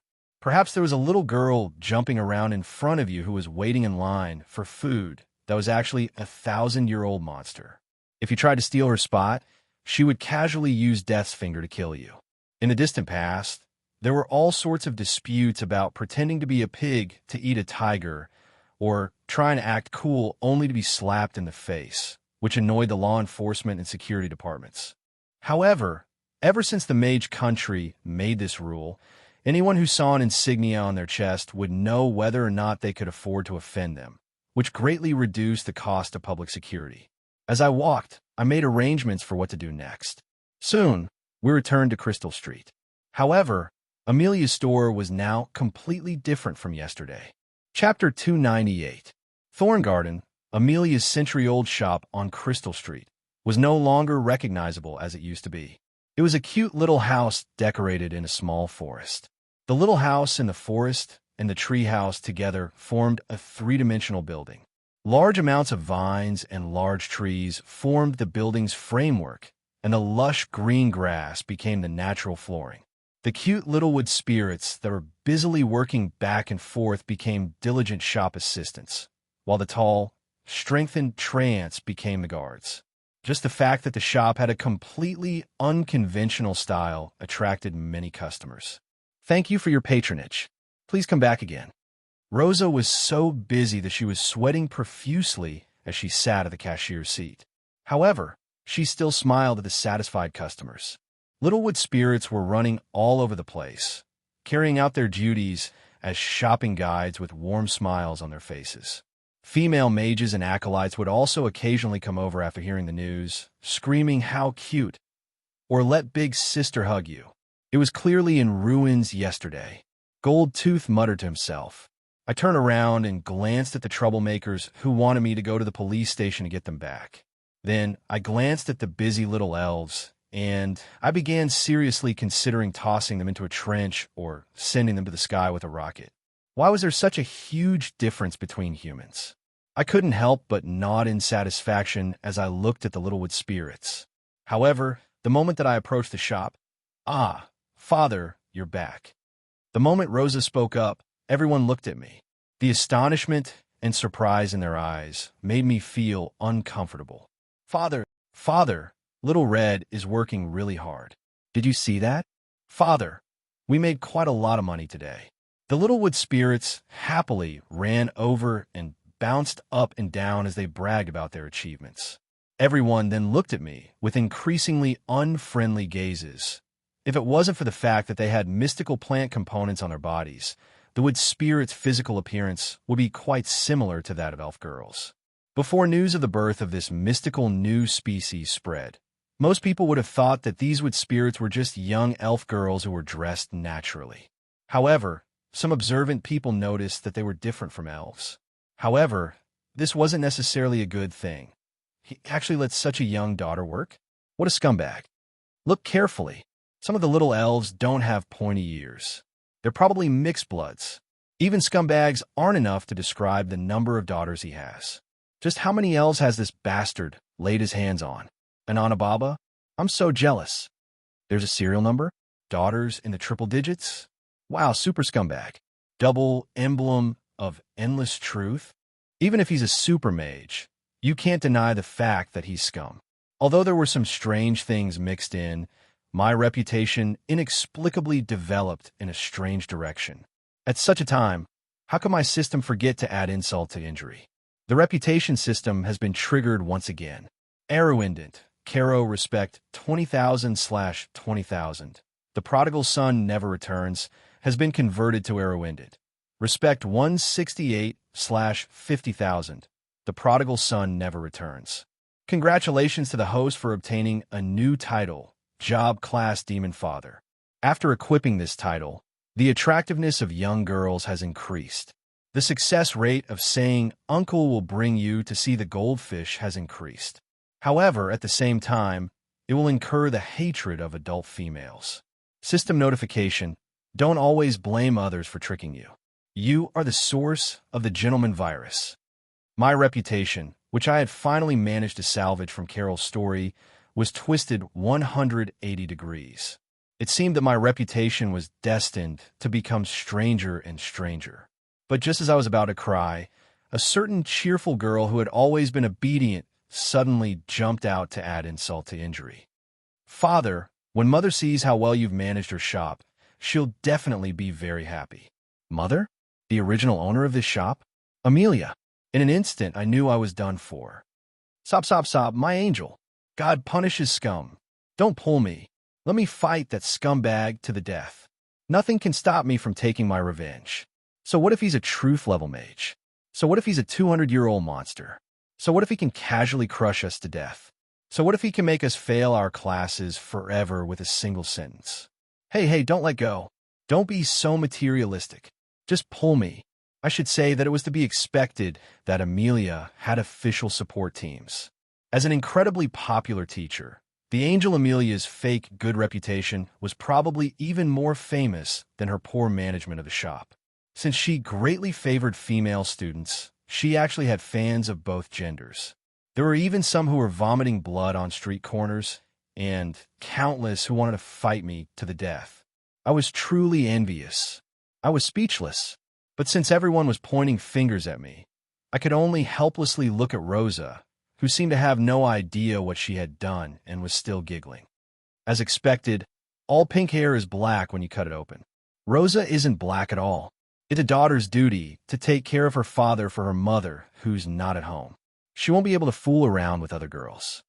All right then, her calm and brilliant smile actually made me not know how to deal with her. She wasn't like the bastard behind me, who had thick skin and could withstand training. I could just find a random gnome cannon and shoot them at them. If I did such a thing to Rosa, I would likely be accused of abusing a young girl. In the end, I could only helplessly shake my head and carry this little troublemaker who had turned from a fan into a hater into my room. As for the Anababa, Lulakan, and other similar comments behind me, I would pretend that I didn't hear them. As for my reputation, forget it, I wouldn't count on it. After all, I hadn't been able to get a single girl back when I was studying here, so it would probably be the same this time. Since I was going to be a zero no matter what, it didn't matter how bad my reputation was. I felt that I had no regrets. I definitely didn't feel like my heart was bleeding because I wasn't able to pretend to be a mature person and become a teacher, nor was I able to get those ignorant female students. As for the tears of unwillingness in my eyes, that was definitely a misconception. Forget it. This is all fate. 99% of it was you who asked for it, all right? You asked for it all right? All right then, my system and the silly cat's comment arrived just as I expected. Should I be grateful? At the very least, my system still had high hopes for me. Relax. According to my system's logical calculations, nothing is absolute. At the very least, there's still some chance, even if it's many digits below the decimal point. Do you need me to calculate for you? 0, 0, 0, 0. Just shut up. Stop rubbing salt into my wounds. I tossed all the useless stuff to the back of my mind. I was actually quite interested in some things. What are you selling right now? The goods that I ordered probably haven't arrived yet. Don't tell me that you're running a service business like the L's coffee shop. Yep, this was the strangest part. I had just successfully purchased the workshop in the suburbs, and Amelia's laboratory had been reduced to rubble. The goods that I ordered from magical engineering hadn't even been prepared yet. Just how did this little girl manage to create such a popular store? Although Mother isn't good at business, her research level is indeed worthy of the emblem of truth. Her products are actually quite popular among those who need them. It's just that the prices and quantity of the products are quite unreasonable. For example, magical plant seeds are incredibly strong in actual combat. They're a very popular product, but Mother actually set the price of these seeds, which cost less than 10 gold coins at 15,000 gold coins, making it a mega luxury item. Naturally, it's impossible to sell them. On the other hand, many good products with lower prices are always sold out, but there's not much profit to be made from them. Mother is also too lazy to replenish her stock. I understood now. Actually, what Amelia lacked wasn't research results. As a top-level botanical expert, how could she possibly lack research results? Rather, she had a trustworthy financial expert. Most importantly, Amelia herself trusted. Her pricing was completely based on her own preferences. She would simply put the byproducts of her research on the shelves at a random price. She never considered the possible returns when creating her research projects. So how could she possibly not make a loss? So, you're saying that you're simply repricing the goods in your inventory. Apart from that, you're also using our new technology to enchant and improve the products. You've even added an Arwood Spirits products. Today's opening has already been so popular.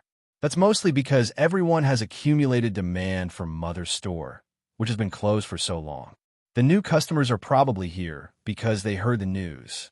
I truly felt that Amelia should learn from her as I looked at the young financial expert in front of me who spoke so eloquently.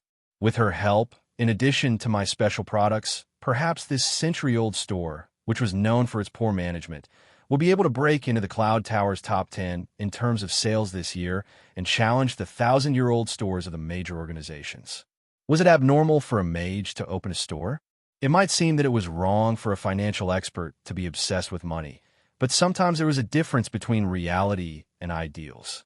Since learning and researching new magic all required large amounts of money and resources, even a mountain of gold could be eaten up if one only spent money. Mages not only needed to learn how to earn money, but they also needed to learn how to spend money. Low-level mages had their own ways of earning money. They could copy magic scrolls and sell them, or they could work for mid-level or high-level mages. Their expenses weren't high, and that was enough. Meanwhile, top-level mages would spend several 100,000 gold coins on a single research project. If they failed, they would lose everything. If they didn't know how to manage their finances, they would sooner or later become someone like Amelia with negative assets. Actually, just like scientific researchers in a certain world, it was quite easy for mages' research results to be converted into shiny gold coins. They could enchant weapons and equipment, create cannon fodder tame creatures, sell alchemy potions, research and development of new weapons and equipment, and convert various technologies to civilian use. These were all businesses that could easily earn money. For example, I knew that there was a certain magic guild called Darkball that had many summoning mages. They were especially skilled at taming magical beasts. Apart from selling all sorts of summoned beasts and contracted magical pets, their carriage business took up more than 70% of the market share. This was a long-term and permanent source of income for them. Mages who were skilled at enchantments would open enchantment shops. Alchemists wouldn't lack money, and they would be skilled at creating magical items and equipment. If you were an archmage who monopolized some type of technology or industry, you would basically be able to lie down and count your money. Even if you didn't know anything at all, you could still become a mercenary. Copying high-level magic scrolls would earn you quite a bit of money. As long as you worked a little harder and stopped your research to earn money when you ran out of money, you wouldn't starve to death. All right then, I was going to insult Amelia again. She was the wielder of the emblem of endless truth, and she had monopolized the top-level plant-related magical technology. Yet, she had actually managed to survive to such an extent. But now that I had a little helper like Rosa, I didn't need to worry about my shop anymore. I had originally been worried that those bastards wouldn't be able to properly receive me. Now that I had nothing to worry about, I could focus my energy on product preparation, development, and so on. My goal had never been as simple as opening a shop to earn money. Chapter 299. Was the Mage Country really strong? The answer was obvious. Although the Mage Country was rated as a mega country, everyone knew that it wasn't a country at all. Instead, it was a gathering place for countless mages. Not to mention the countless low and mid-level mages, just the archmages who had received the emblem of endless truth. If all these top-level mages were to act together, all right then, everyone knew that this was basically impossible. After all, every mage had their own needs, goals in life, and research topics. It would be unthinkable to have them work together like a country for the sake of a common goal. This was also why the Mage Country had remained firmly rooted in the Mage Country for so many years. They lacked the need to expand their territory. Expand territory and population? What a joke. There were only so many mages. A single city would be enough to accommodate 90% of the population. Who would use the land if you expanded? You'd even need to hire people to grow crops and maintain public order. Increase the number of mages in the country by increasing the population? No need. We never cared about so-called nationalities, nor did we need a so-called population. As long as anyone was willing to abandon the boring lives of mortals and choose the path of seeking knowledge, they would be our comrades. An eternally neutral country, Arledent. It wasn't that this country remained neutral. Instead, most of the mages in this country consciously chose to remain neutral as individuals. This neutrality didn't only include wars between countries. It also included the eternal holy war. They didn't have any good impressions of the Order gods, but they also hated the chaos evil gods. It could be said that the Order gods only believed in themselves and only pursued magic and the truth. They were most likely third party in the Holy War. Of course, since most mages were born human, it wouldn't be wrong for them to belong to the Order faction. If they were asked to send troops to participate in the Holy War, fine, they didn't have any troops. Mages who had things to worry about and were willing to participate in the Holy War could do so by themselves. They're basically our natural allies. But just as I mentioned before, when the entire True Symposium was filled with academics who hated politics, forming an alliance was basically meaningless. An alliance that couldn't be carried out to the end was no different from a piece of scrap paper. Throughout history, there have been many ambitious schemers who wanted to borrow the mage country's great strength. However, they all failed. No matter how loud they shouted, there were still very few who responded. But if I had to say it, it was because their ideas were too old-fashioned. Common conspiracies, such as forming alliances, inciting the populace, and colluding with those in power were completely meaningless against this country's abnormally disorderly organizational structure. Personally, I had some other opinions. Indeed, we couldn't ally with this country that was far too loosely organized. After all, even if we obtained the support of some of the truth overseers, those loosely organized mage organizations and individuals still wouldn't trust us. But if we thought about it from a different angle, we could easily bribe everyone. As long as we bribed enough mages, it would be the equivalent of having the entire mage country on our side. Sounds incredible? If there were too many of them, how could they be bribed individually? But it could actually be done. How do you make a neutral person suddenly become your staunch supporter? The answer was simple. Fill his wallet with your gold coins, or simply throw a valuable IOU into his hands, turning your two different interests into one. In that case, how could two different forces or even two countries come together? Actually, the answer wasn't that different. It would be fine as long as they shared the same interests. For example, they could use the same currency and the same language, and both sides would have zero tariffs. In many situations, their interests and standpoints wouldn't be separated, and they would naturally come together. In the history books of my previous world, many countries had used this exact method to merge two countries into one. There was also a certain emperor who used the same currency and dialects as the cornerstone of his unification. All right, now that I mentioned it, I had come up with a method. As long as I fulfilled two conditions, I would be able to bribe everyone. First, make everyone share the same interests as me. Second, make them my customers, friends, and even creditors. If I could accomplish these two conditions and make them feel like they would suffer losses if they didn't support me, they would naturally join me. Originally, I had helplessly given up on this plan after only thinking about it for a bit. After all, the amount of capital and financial resources required would be astronomical. However, a sudden incident recently made it possible for me to buy over all the mages in the mage country. Justice points. Our top-level goods can only be bought and sold using justice points. And this is only the beginning. Our final goal is to have everyone in the mage country use justice points as the most important currency. I was confident that with my many years of accumulation and the many factions behind me, my goods and treasury would be more than enough to make all the mages go crazy. However, this was only the beginning. According to my plan, there would be more and more shops using justice points as payment in the future. My most important goal would still be to have most people in the mage country recognize justice points as the most valuable form of currency and actively participate in earning justice points. This way, we would naturally have countless powerful contract heroes. If an astonishing number of mages were willing to fight for justice points, the entire mage country would gradually become our ally. Of course, in order to achieve this goal, there would still be countless steps and tricks, such as how to make justice points the official currency, how to have all the shops and mages use justice points, and how to make all the mage organizations sit back and watch this happen. However, I had the patience and confidence to take things slowly. Neutral? You'll soon discover that there's no such thing as neutral in this war. This time, I definitely won't repeat the same mistakes. The mage country in the game's history wasn't any weaker than the current mage country.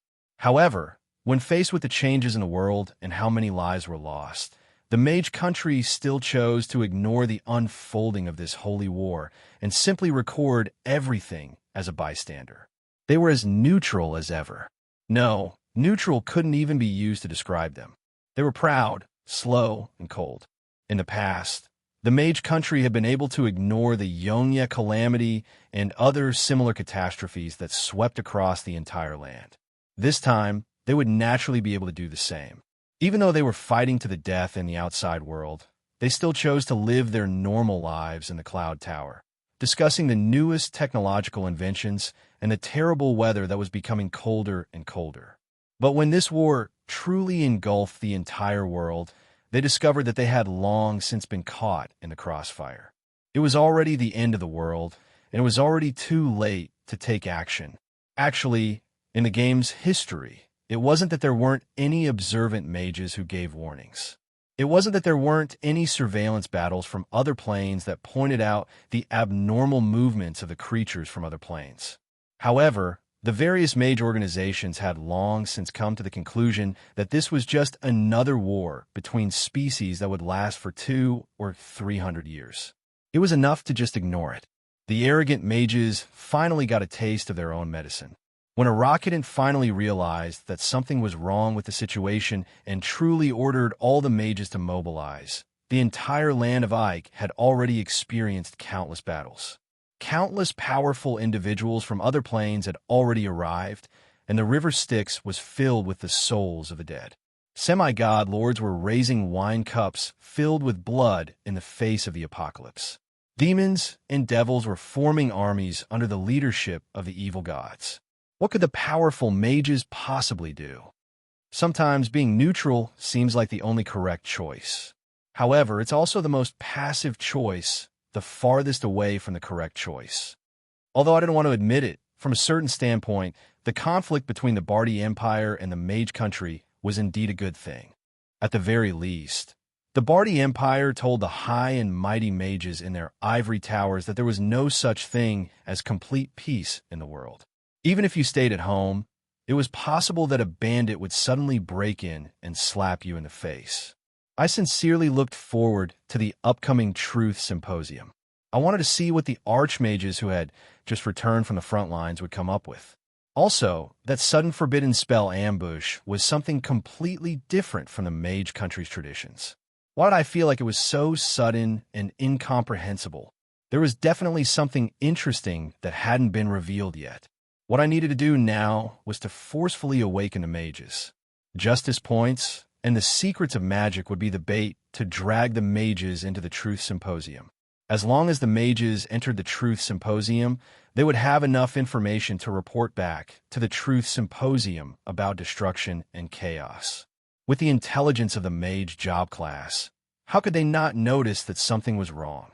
At that time, I would naturally gain more allies. Would it be difficult to lure them into the Truth Symposium? Would the mages have no desires? How could that be possible? I had always believed that the seemingly calm mages were actually the easiest job class to tempt. Greed. Heloise was the most classic example of a mage. Her endless desire for the secrets of magic was the epitome of this job class. Soon, the new issue of Cloud Weekly was published. Apart from introducing Thorn Garden and our new products, there was also a list of ways to exchange Justice Point for Justice Points. On this list were the secrets of the gods from the immemorial era. These were all treasures that couldn't be obtained through any other method. Nothing would attract a mage's desire for knowledge and greed more than the unknown. This would definitely cause many people to immediately take action. My ultimate goal was to use this point to lead the entire mage country to be on guard and take action ahead of time. However, rice needed to be eaten one bite at a time, so there was no need to rush such an obvious scheme. In order to drag the mage country into this mess, I would first have to start with how to expand my Thorn Garden. The market for plant magic and its products will be limited. In order to attract the attention of the entire Cloud Tower, Amelia's foundation alone wouldn't be enough. I had already prepared my new products, so I could also make a huge profit. A mechanized mage army? That doesn't seem quite right. Archmage Andre was quite vexed. As the vice leader of the Sword of Order, he was responsible for taming the strongest magical pets. He had already left his cute laboratory for far too long. Those clumsy acolytes didn't even dare to approach his precious pets' cages. It was likely that one or two of his pets had already starved to death. I keep feeling like my precious pets are facing a threat that's even worse than starvation. How strange. Is there some sort of danger in the Cloud Tower? However, he knew that now wasn't the time to be thinking about such things when he saw the sandstorm and thick smoke before him, as well as the constant dragon roars in the distance.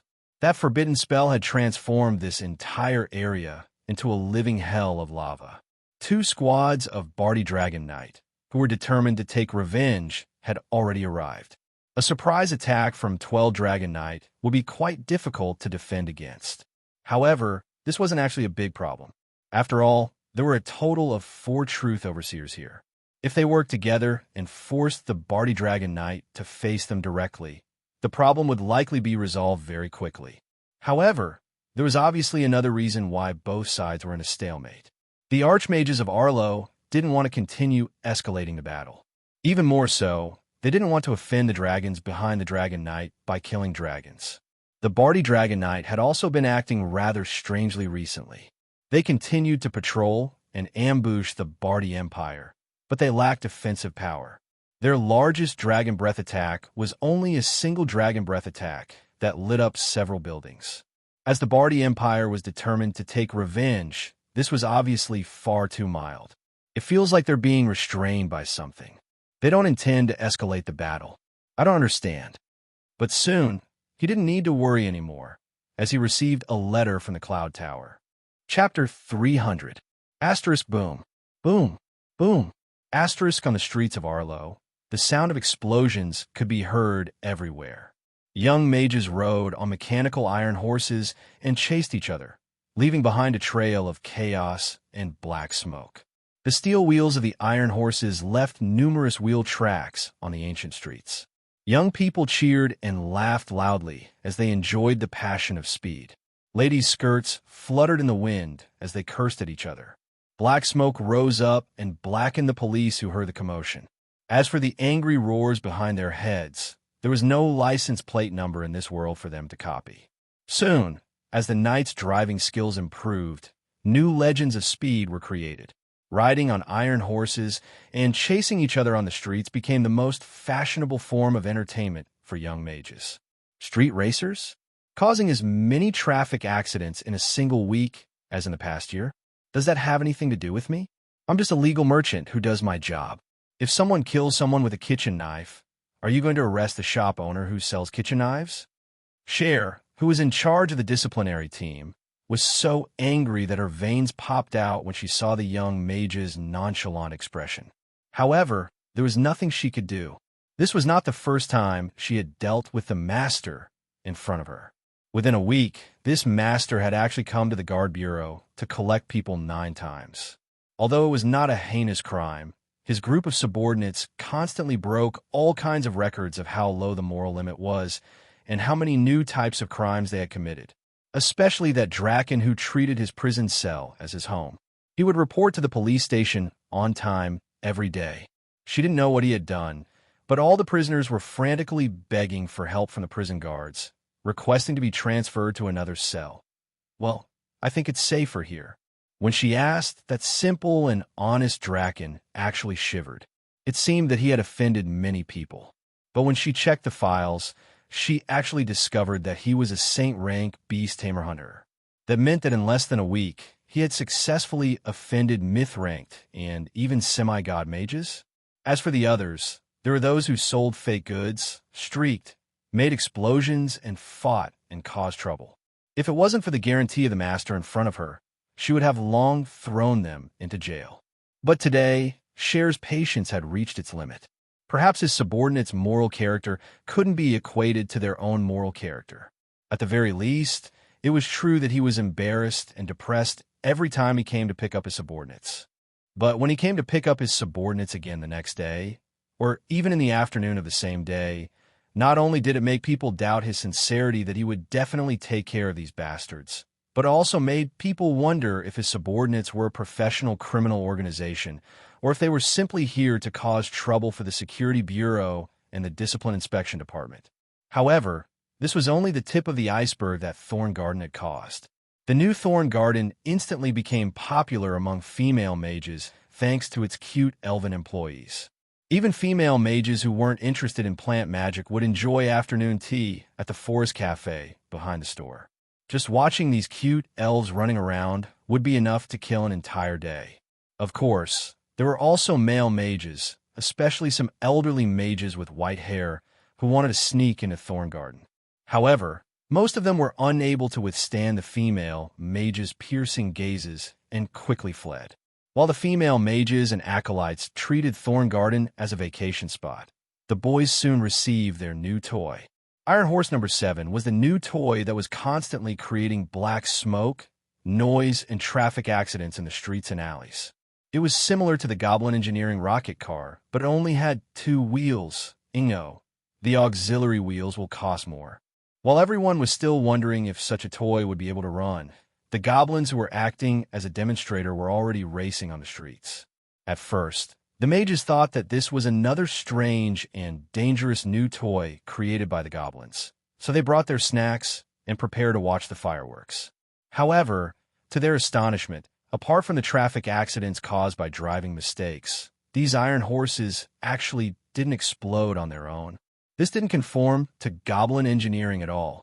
Soon, a young man who had quite a bit of wealth couldn't resist the temptation of this new toy and bought one for research.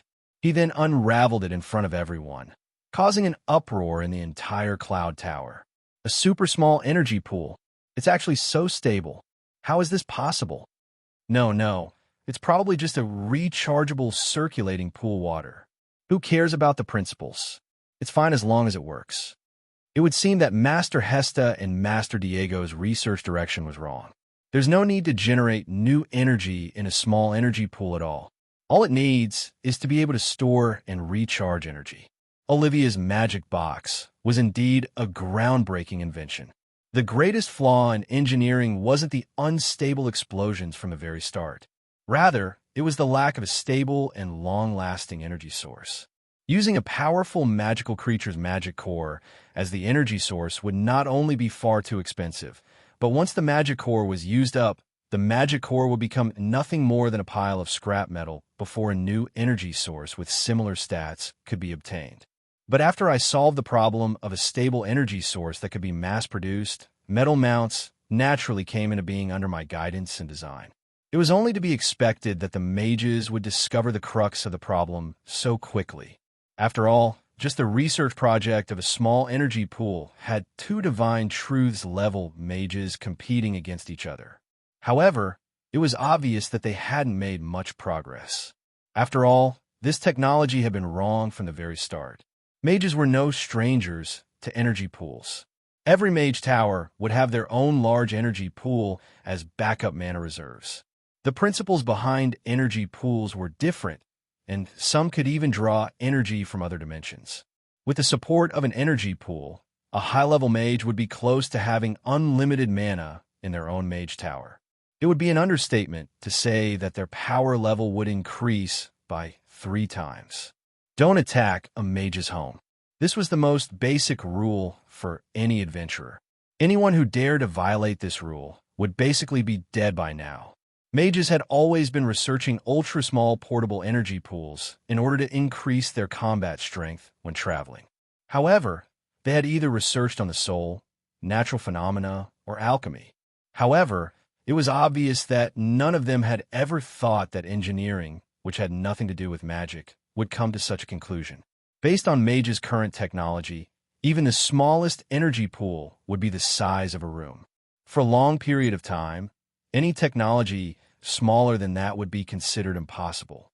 After all, opening a stable exit to another dimension or drawing out a powerful energy life form would require quite a bit of space. From a certain standpoint, although mages were all scholars who pursued the truth, mages, scientists, and alchemists viewed things from a completely different perspective. There was no difference between mages and mages. Even the most basic magic of mages would go against the theoretical foundation of energy and matter conservation that engineers believe to be the foundational principles. Mages and mages would always walk two different paths. If one tried to compare them, it would be like comparing a chicken to a duck. Based on the principles of a large or medium-sized energy pool, mages would only consider how to obtain as much energy as possible in a small space and create a perpetual motion machine. They never considered that it would be enough to conserve energy and continuously recharge the energy pool. And when there was a problem with the direction of research and there was no corresponding theoretical foundation, obtaining results would be no different from winning the lottery. Research that had originally been thought to be impossible suddenly produced results. The top-level mage researchers' lifelong goal had been succeeded by the gnomes' engineering. Now that the final product was right in front of everyone, even the calmest mage would be unable to accept it. Dismantle it. That's right, dismantle it. With the enthusiastic onlookers cheering him on, the owner of the car excitedly prepared to dismantle it on the spot. However, he discovered that it was covered in numerous seals. There was even a safety seal on the seal, which required the user to inject a specific magical wave into it in order to dismantle it. Of course, such a small matter wouldn't be a problem for mages. And so, with the assistance of an archmage beside him, this small seal was forcefully dismantled. And then there was no then, asterisk boom, asterisk boom, asterisk actually, this wasn't much. Mages were quite skilled at all sorts of magical traps. After using magic to dismantle the trap, a numeric keypad would pop up, and the user would have to enter a password consisting of 20 numbers within 10 seconds. Even knowing the password would require a high hand speed.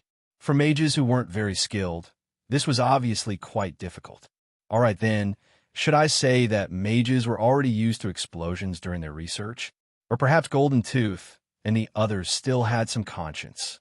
At the very least, this explosion didn't cause much damage to the energy pool. At the very least, no one died. But from a certain point of view, the mages were truly nouveau riche. When the news of the small energy source in the Iron Horse number 7 spread, the expensive Iron Horse series was sold out in one afternoon. And then, explosions could be heard throughout the entire city. Before the sun even rose, Thorn Garden's entrance was filled with black people waiting in line to shop. Of course, with top-level mages helping out, the gnomes' door locks wouldn't be able to stop them for long. It would only be a matter of time before such a technology would be dismantled. But this technology that was originally intended to be sold was also on the next list of products to be sold. When the mages were almost done dismantling it, it would be time for them to sell it for an astronomical price.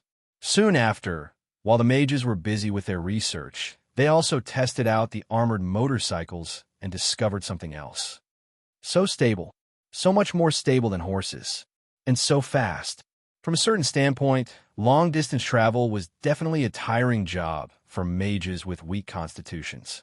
In their eyes, this new and interesting toy was far more comfortable and stable than horses. It wouldn't be a big deal if they only wanted to enjoy riding on it. We can actually cast spells while riding on them. Mages needed to be fully focused when casting spells. In fact, they would even enter a dazed state for a short period of time. It would be nearly impossible to cast spells while riding on a constantly jolting horse. However, the Iron Horse's stable movement on the streets attracted a lot of attention.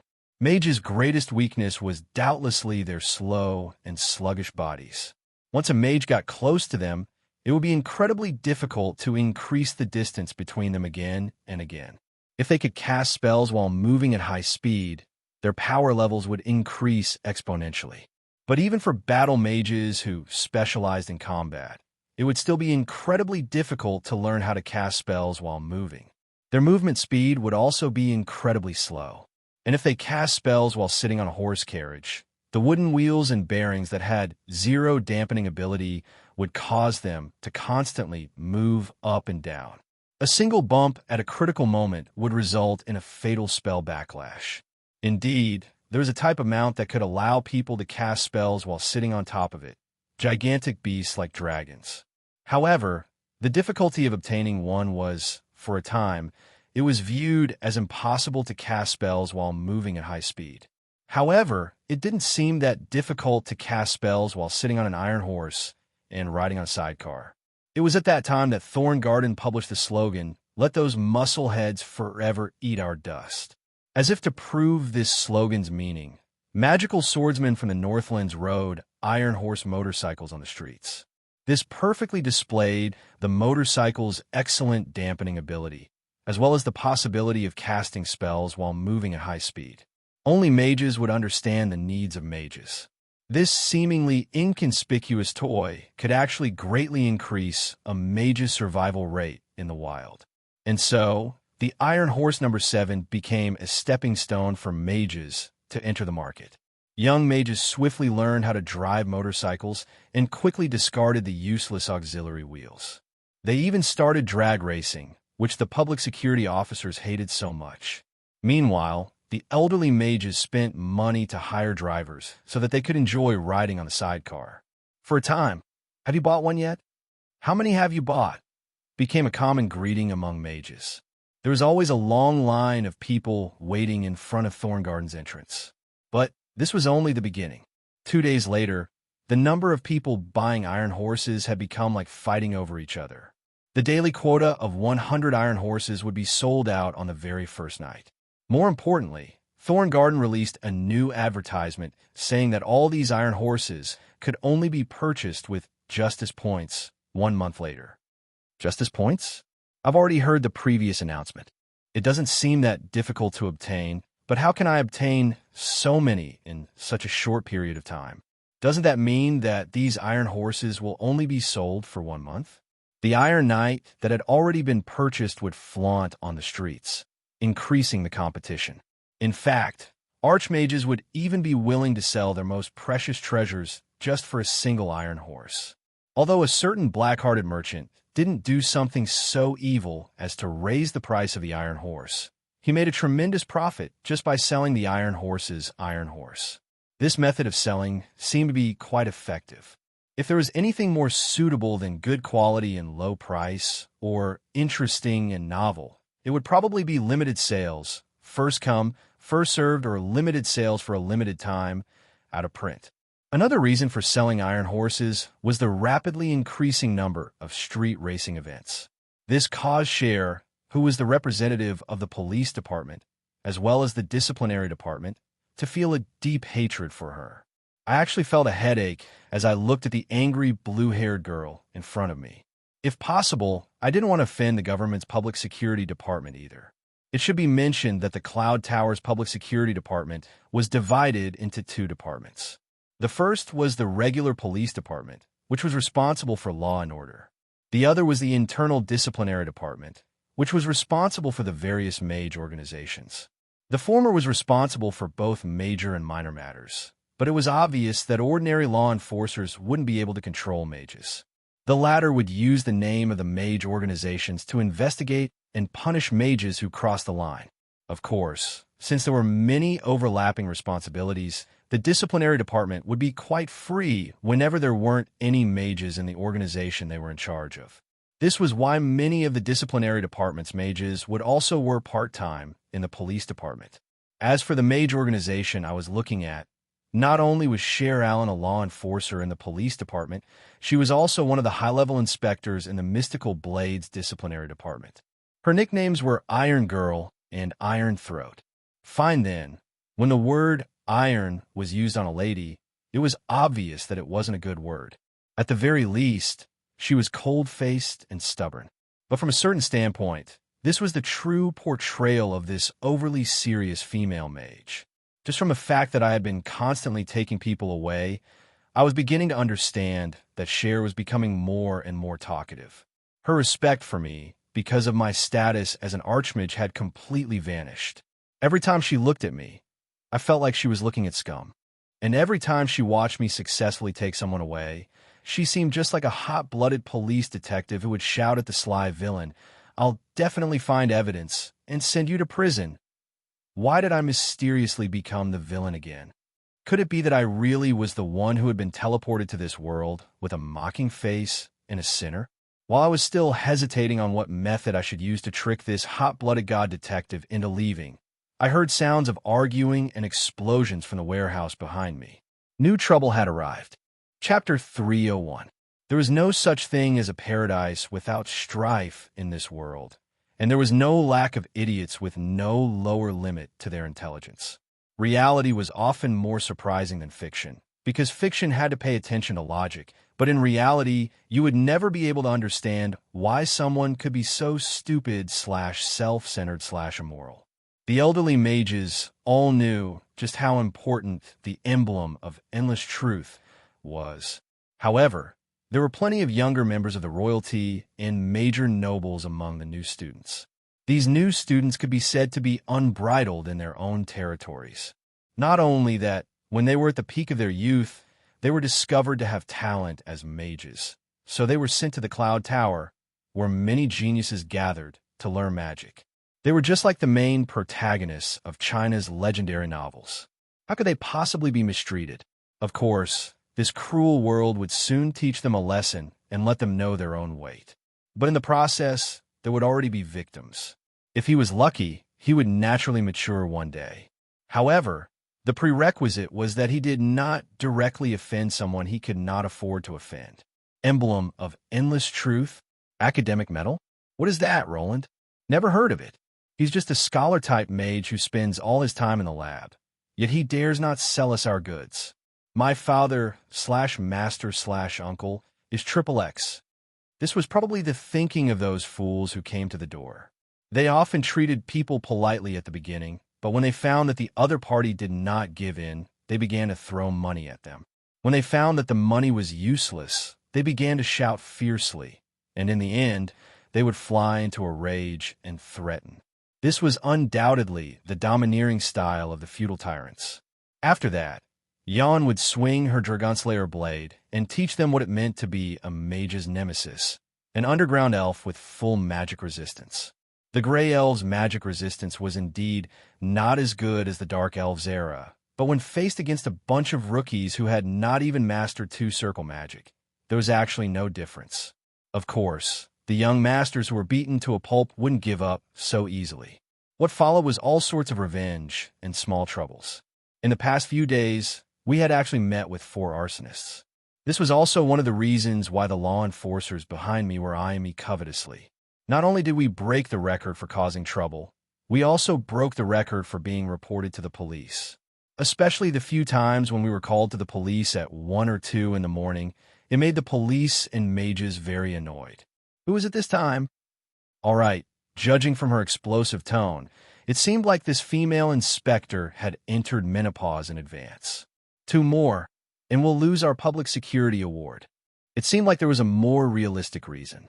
Great-grandson of Archmage Andre, the Sword of Order's vice guild leader? This is going to be troublesome. But soon, her subordinate's report caused her to furrow her eyebrows. No matter what, the current Truth Overseer would definitely be difficult to deal with. Even if he wasn't currently in the Cloud Tower, the Sword of Order and Mystical Blade had a bad relationship to begin with. Back when the Mystical Blade and Sword of Order were named, they had been competing against each other. If she didn't handle this matter properly, it would be bad if it caused a conflict between the 2 mage organizations. Even though she had the moral bottom line of an enforcer, she knew that some things would be difficult to do. Her identity as a disciplinary inspector would be useful to the Mystical Blade's internal members. Even small and medium-sized mage organizations would pay for her, but the other mega-sized mage organizations wouldn't recognize her. And with just the power of the Mystical Blade's guards, it would be impossible for the mages to pay for her. Let me go. Do you know who I am? My granduncle is Adri. Even though Adri was tied up tightly, he still acted quite arrogantly despite having the appearance of a little monkey tied up. Apart from his arsonist accomplices, he was also tied up with various types of fuel and gunpowder. And most of his accomplices were second-generation noobs who didn't know how high the heavens were. Truth Overseers had quite a bit of reputation. Normally speaking, in such a situation, the Truth Overseer's elders will be notified to strictly discipline the Truth Overseer. However, this Truth Overseer was a mage with 2 Truth Overseers. It would be difficult to say if the truth overseer would let this matter rest. Archmage Roland. Although it was quite embarrassing, it was also part of Cher's job to suppress any potential danger. She still wanted to say something. However, the truth overseer, who kept helplessly lowering his head and apologizing, didn't even respond to her. Instead, he had a cold expression as he spoke with his head lowered. "Yon, Little Red 232, you're both injured?" The dark-skinned elf shook her head, indicating that she was fine. However, there was a putrid smell coming from the knife wound on her arm. It was evident that the wound had been poisoned to such a degree just after being injured. However, judging from the healing effects of divine arts, it shouldn't be a big problem. "Father, my hair's all burnt." The little wood spirit jumped over to complain, but Roland only gently patted her head. Even Cher was quite annoyed when she saw the dejected little girl with a missing piece of her hair. "Are there any losses?" "We discovered it in time, and the fire was quickly put out. The warehouse wasn't damaged at all, and Jan was the most heavily injured of all of us. The place where the fire started was the kitchen, and the chefs we hired didn't have time to escape. Considering that they were going to open a restaurant, Thorn Garden had hired several local chefs. It would seem that the chefs were only ordinary people who didn't manage to escape. Perhaps these second-generation noobs had even tried to kill them in order to silence them. According to Arladin's laws, what's the punishment for intentionally setting a fire that causes someone's death?" Cher paused in surprise for a moment as she looked at Roland. Only then did she realize that she was a law enforcer. However, her usual smiling expression now had a rare hint of seriousness. According to Arladin's laws, the punishment should be hanging, but Roland's bright eyes suddenly dimmed. The next instant, they seemed like black holes that could devour everything. There was no anger, no hatred, just like an emotionless machine. Cher felt a chill down her spine when she was stared at by such a pair of eyes. She was no longer able to beg for mercy. Suddenly, she recalled that she had previously investigated Roland's background. However, her direct superior, who was viewed as a senile old artifact by all her colleagues, suddenly had a serious expression on his face as he warned her. There are some people and some things that are better off not knowing. If you want to survive, there are some lines that you absolutely shouldn't cross. To be honest, Cher was quite disappointed when she heard her former superior say such a thing. Roland only had 2 academic emblems on his chest, and he didn't have any other emblems of merit. He was so cowardly for acting so submissively to an ordinary law enforcer mage like her. Cher felt more and more that the higher-ups of the Cloud Tower weren't as simple as she thought. It was precisely because of Charlie's stubbornness in his colleagues' eyes that Roland's inconceivably punctual way of picking up people every day had become so successful. However, this also made Cher feel quite annoyed at this idiot who used backdoors to obtain the highest academic award. Today, when she saw Roland's ice-cold eyes staring at her, she felt as if she was a criminal who was being escorted to the judge's seat. She felt as if she was a frog that was being stared at by a snake, unable to move at all. Only now did she realize that she had been gravely mistaken. She had always treated a man-eating tiger as a tame house cat. Roland was definitely a mega-dangerous individual.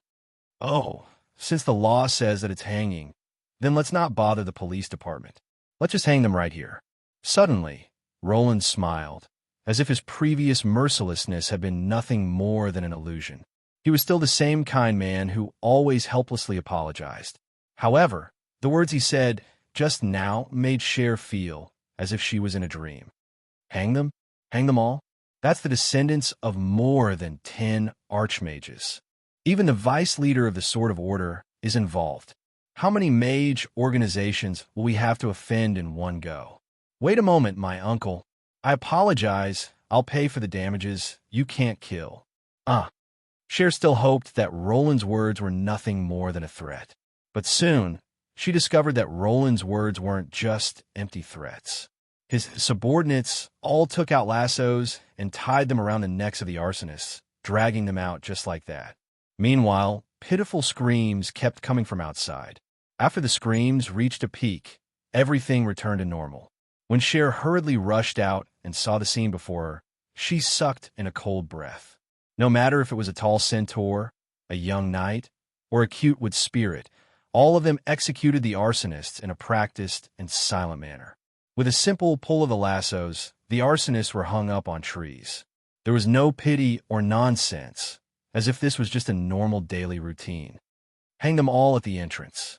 Take the head of Andre's great-grandson to the Sword of Order's headquarters. Tell them that I'm waiting for Andre himself to come and collect his corpse. I didn't even bother to look at the grim-faced inspector as I kicked away the explosives.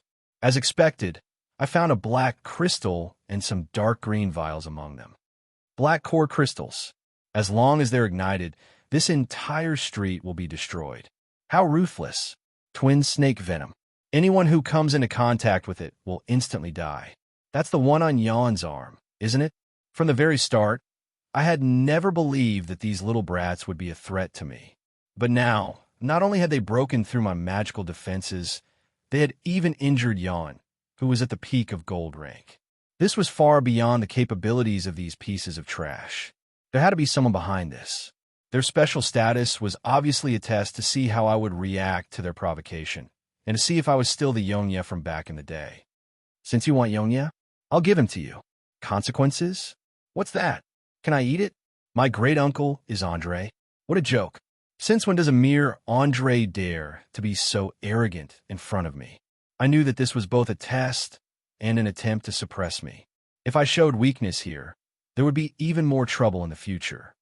There's no need to even investigate their background. I'll just kill every single one of them. The next day, when Thorn Garden opened for business, it received its worst sales ever since its opening. The numerous Haruyuki dolls, hanging on the walls, and the wooden boards under their feet caused most of the customers who were originally here to stop in their tracks. However, it was quite the opposite. Some old fellows with medals hanging all over their chests paused in surprise for a moment, but then became quite happy that no one was fighting over their spots today. They smiled as they walked into the shop. As they walked, they even pointed at Thorn Garden as if they were looking at something interesting. Oh my, isn't that the little brat from the Harlan family? Huh, how unfortunate. He became cannon fodder for someone else? There's also that brat from the Andre family. Huh, there's going to be a good show to watch. What kind of good show to watch? Do you think that old bastard would dare to cause trouble with Roland? Besides, is it really worth risking his entire family's lives just for a great-grandson who's so many generations older than him? At most, he'll just yell a few words of courtesy. When Cher returned to the police station in a daze, she discovered that she had actually watched as a lynching took place. When she finally calmed down and prepared to gather more people to prevent even more trouble from occurring, old Charlie stopped her. Don't worry about it. We can't do anything with our measly strength. If he gets angry, nobody will be able to stop him. Cher was unable to remain silent this time, as she recalled Roland's icy gaze. She instinctively felt that old Charlie was correct. As long as Roland wished for it, he would probably do anything. It was likely that nobody in the entire Cloud Tower would be able to stop him. Cher could faintly sense that Roland, who always had a cheeky smile on his face, had a ruler in his heart. As long as someone didn't cross his bottom line, he would be able to thicken his skin and smile as he led those troublemaking bastards around. But if anyone crossed that line, he would unhesitatingly kill them, even if they were the emperor of an entire country. Just who is he? Why are you all so afraid of him? Cher had asked this question many times already. By now, Cher was no longer satisfied with her previous perfunctory answers. If old Charlie was already giving her perfunctory answers, she was even intending to go to the Mystical Blades headquarters and ask the various guild leaders. Many inquiring gazes landed on old Charlie, but he still remained silent. After a while, he took out his smoking pipe, lit it, and took a deep puff. He's probably the most dangerous mage in the entire Cloud Tower. No, it's not wrong to say that he's the most dangerous mage in the entire world. It's not convenient for me to tell you, but you can go home and ask anyone over 100 years old. They should all know that you can't afford to provoke that man. Archmage Andre, who just returned to the Cloud Tower, angrily ran over to Thorn Garden. This sudden news caused the police station to be in an uproar once again. This time, Old Charlie didn't stop Andre. When the police hurriedly arrived, they saw an inconceivable scene. The semi-god Archmage Andre was actually being berated by a young mage in front of Thorngarden's main entrance. Andre couldn't help but lower his head and apologize. As for Roland himself, this was only the beginning of today's biggest trouble. Berating a junior that he was friends with in the past for casually stepping into a trap was nothing much. However, Roland himself, who was at the very bottom of the rankings and had failed countless subjects, was actually going to become teacher. This was the most troublesome part.